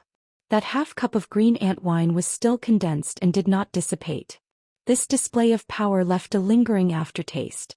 Lin Hongyuan turned a blind eye to this. He cast a sidelong glance at Lu Narong with undisguised schadenfreude, as if he was saying that Lu Narong, the gang leader, was really just a decorative vase. She couldn't even control a consecrator who was supposed to be a direct subordinate. Lu Narong was still expressionless in the face of Lin Hongyuan's silent provocation. When Qing Baishuang, who looked like an old Confucian scholar, saw this scene, he secretly had a higher opinion of Lu Narong, who looked like a clay bodhisattva without a temper. Ji Luan smiled and said, "Since it's a toast I can't refuse. I'll drink this cup." Ji Luan stretched out 2 fingers and gently knocked on the edge of the table. The shards instantly gathered in the air and reformed into a brand new wine cup.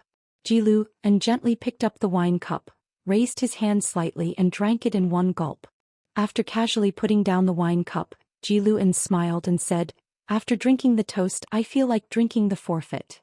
Before joining the Fish Dragon Gang and becoming a consecrator, Zhou Xian had been the #1 master of the underworld in Jizhou for 10 years. If it weren't for the mad dog Yuan Tingshan, who was the general of Jizhou at that time, who had worked hard to accumulate his family property and more than 200 brothers who were as skilled as the Liaodong cavalry, how could Zhou Xian, who had been a local tyrant for more than 10 years, escape to Beiliang like a stray dog? Although he had been well behaved in the past year, a leopard couldn't change its spots. Zhou Xian was famous in the Fish Dragon Gang for being unruly and difficult to tame. Although he didn't have a high position among more than 30 consecrators, he became more and more arrogant as he stood on his own in the Fish Dragon Gang with several other powerful figures with similar temperaments. Otherwise, Zhou Xian wouldn't have ignored Lu Narong's obstruction in front of outsiders like the Dragon Palace. Zhou Xian grinned and said, "The toast is just for show. As for the forfeit, it won't be so easy to drink." Lu Narong finally turned her head and said coldly, "Zhou Xian." Zhou Xian completely ignored the nominal leader of the Fish Dragon Gang. He just gently twisted his wrist and stared at Ji Luan. At this time, the youngest of Lu Narong's 4 retinues made a move that was absolutely unexpected to both the Fish Dragon Gang and the Dragon Palace. Standing behind Zhou Xian, he quickly punched the back of Zhou Xian's waist.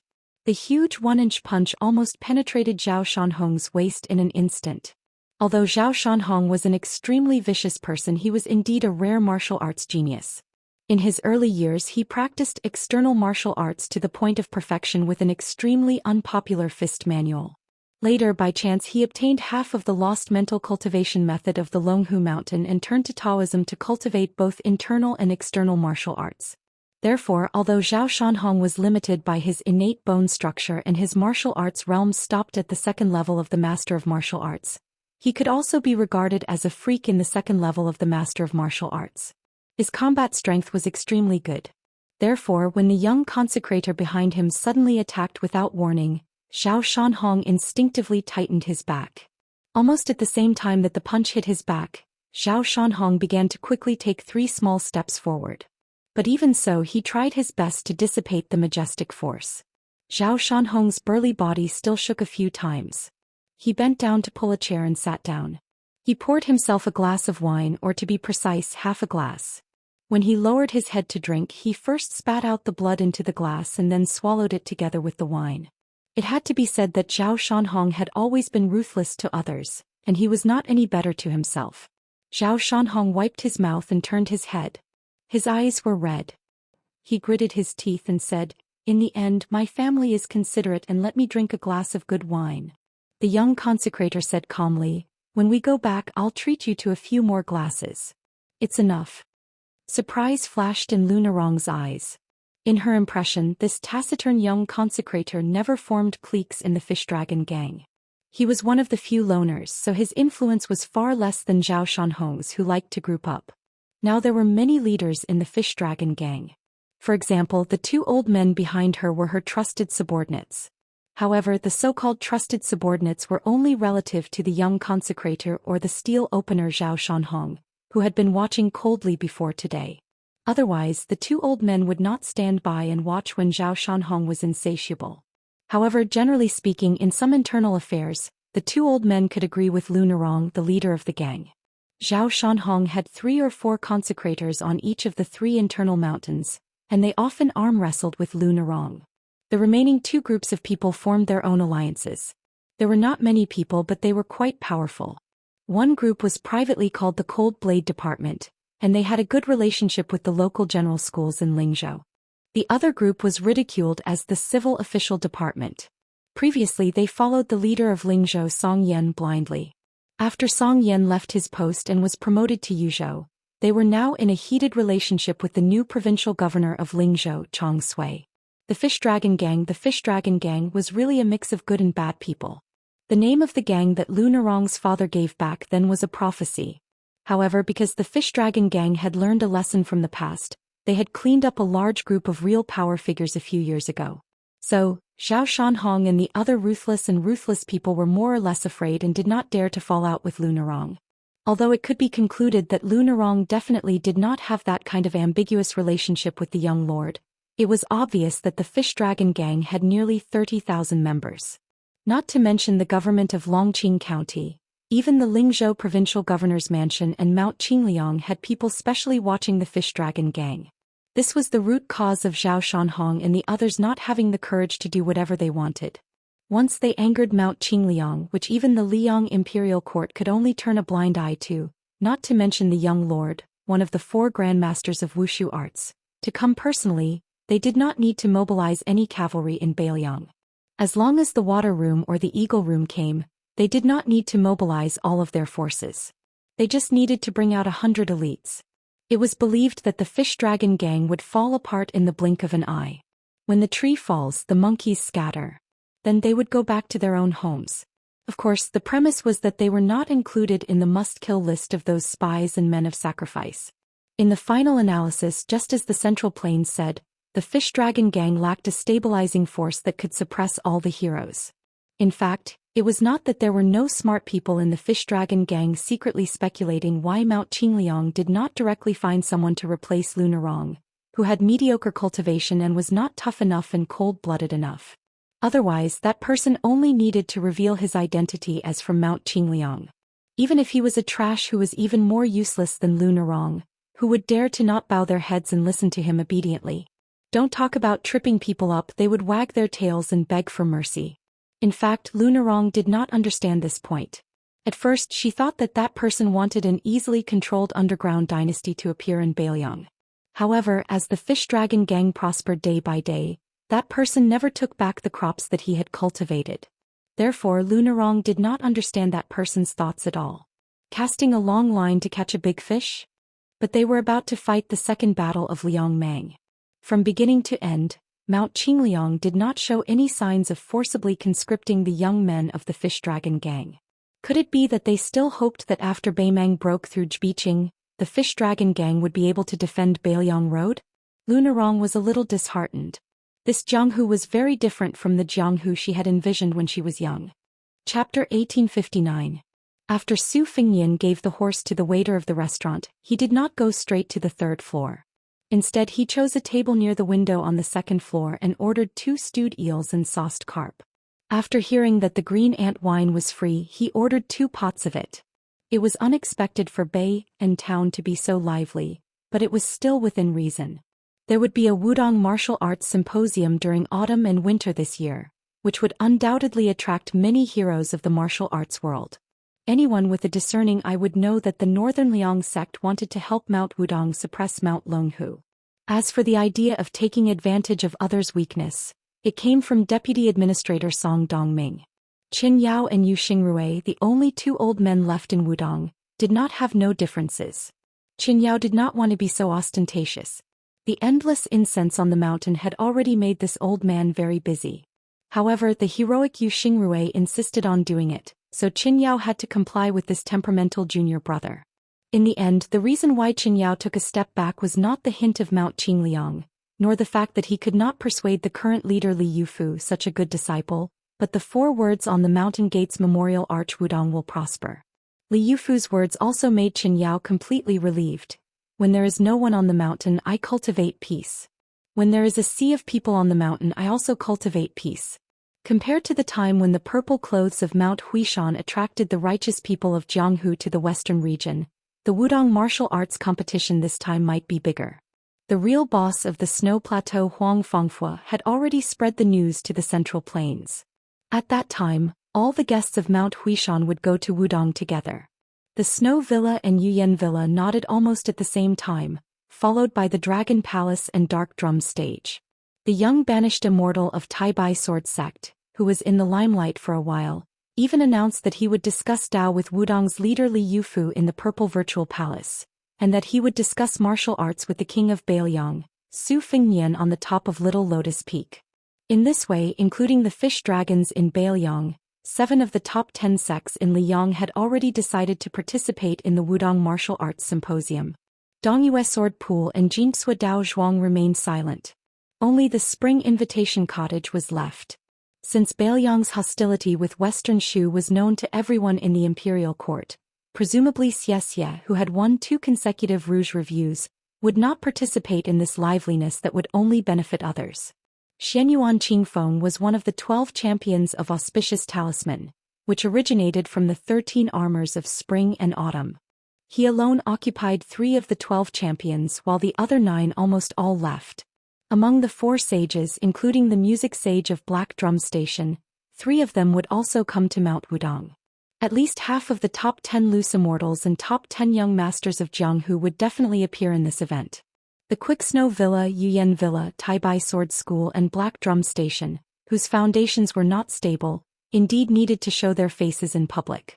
Tai Bai Sword School, who relied on only one person to carry the burden, needed the most to prove themselves to Liyang Jianghu. And the young master, who was known as the 3rd person in the Jianghu in the last 100 years in the Jianghu, had won countless cheers for Tai Bai Sword School after he issued a shocking and heroic challenge to the young king.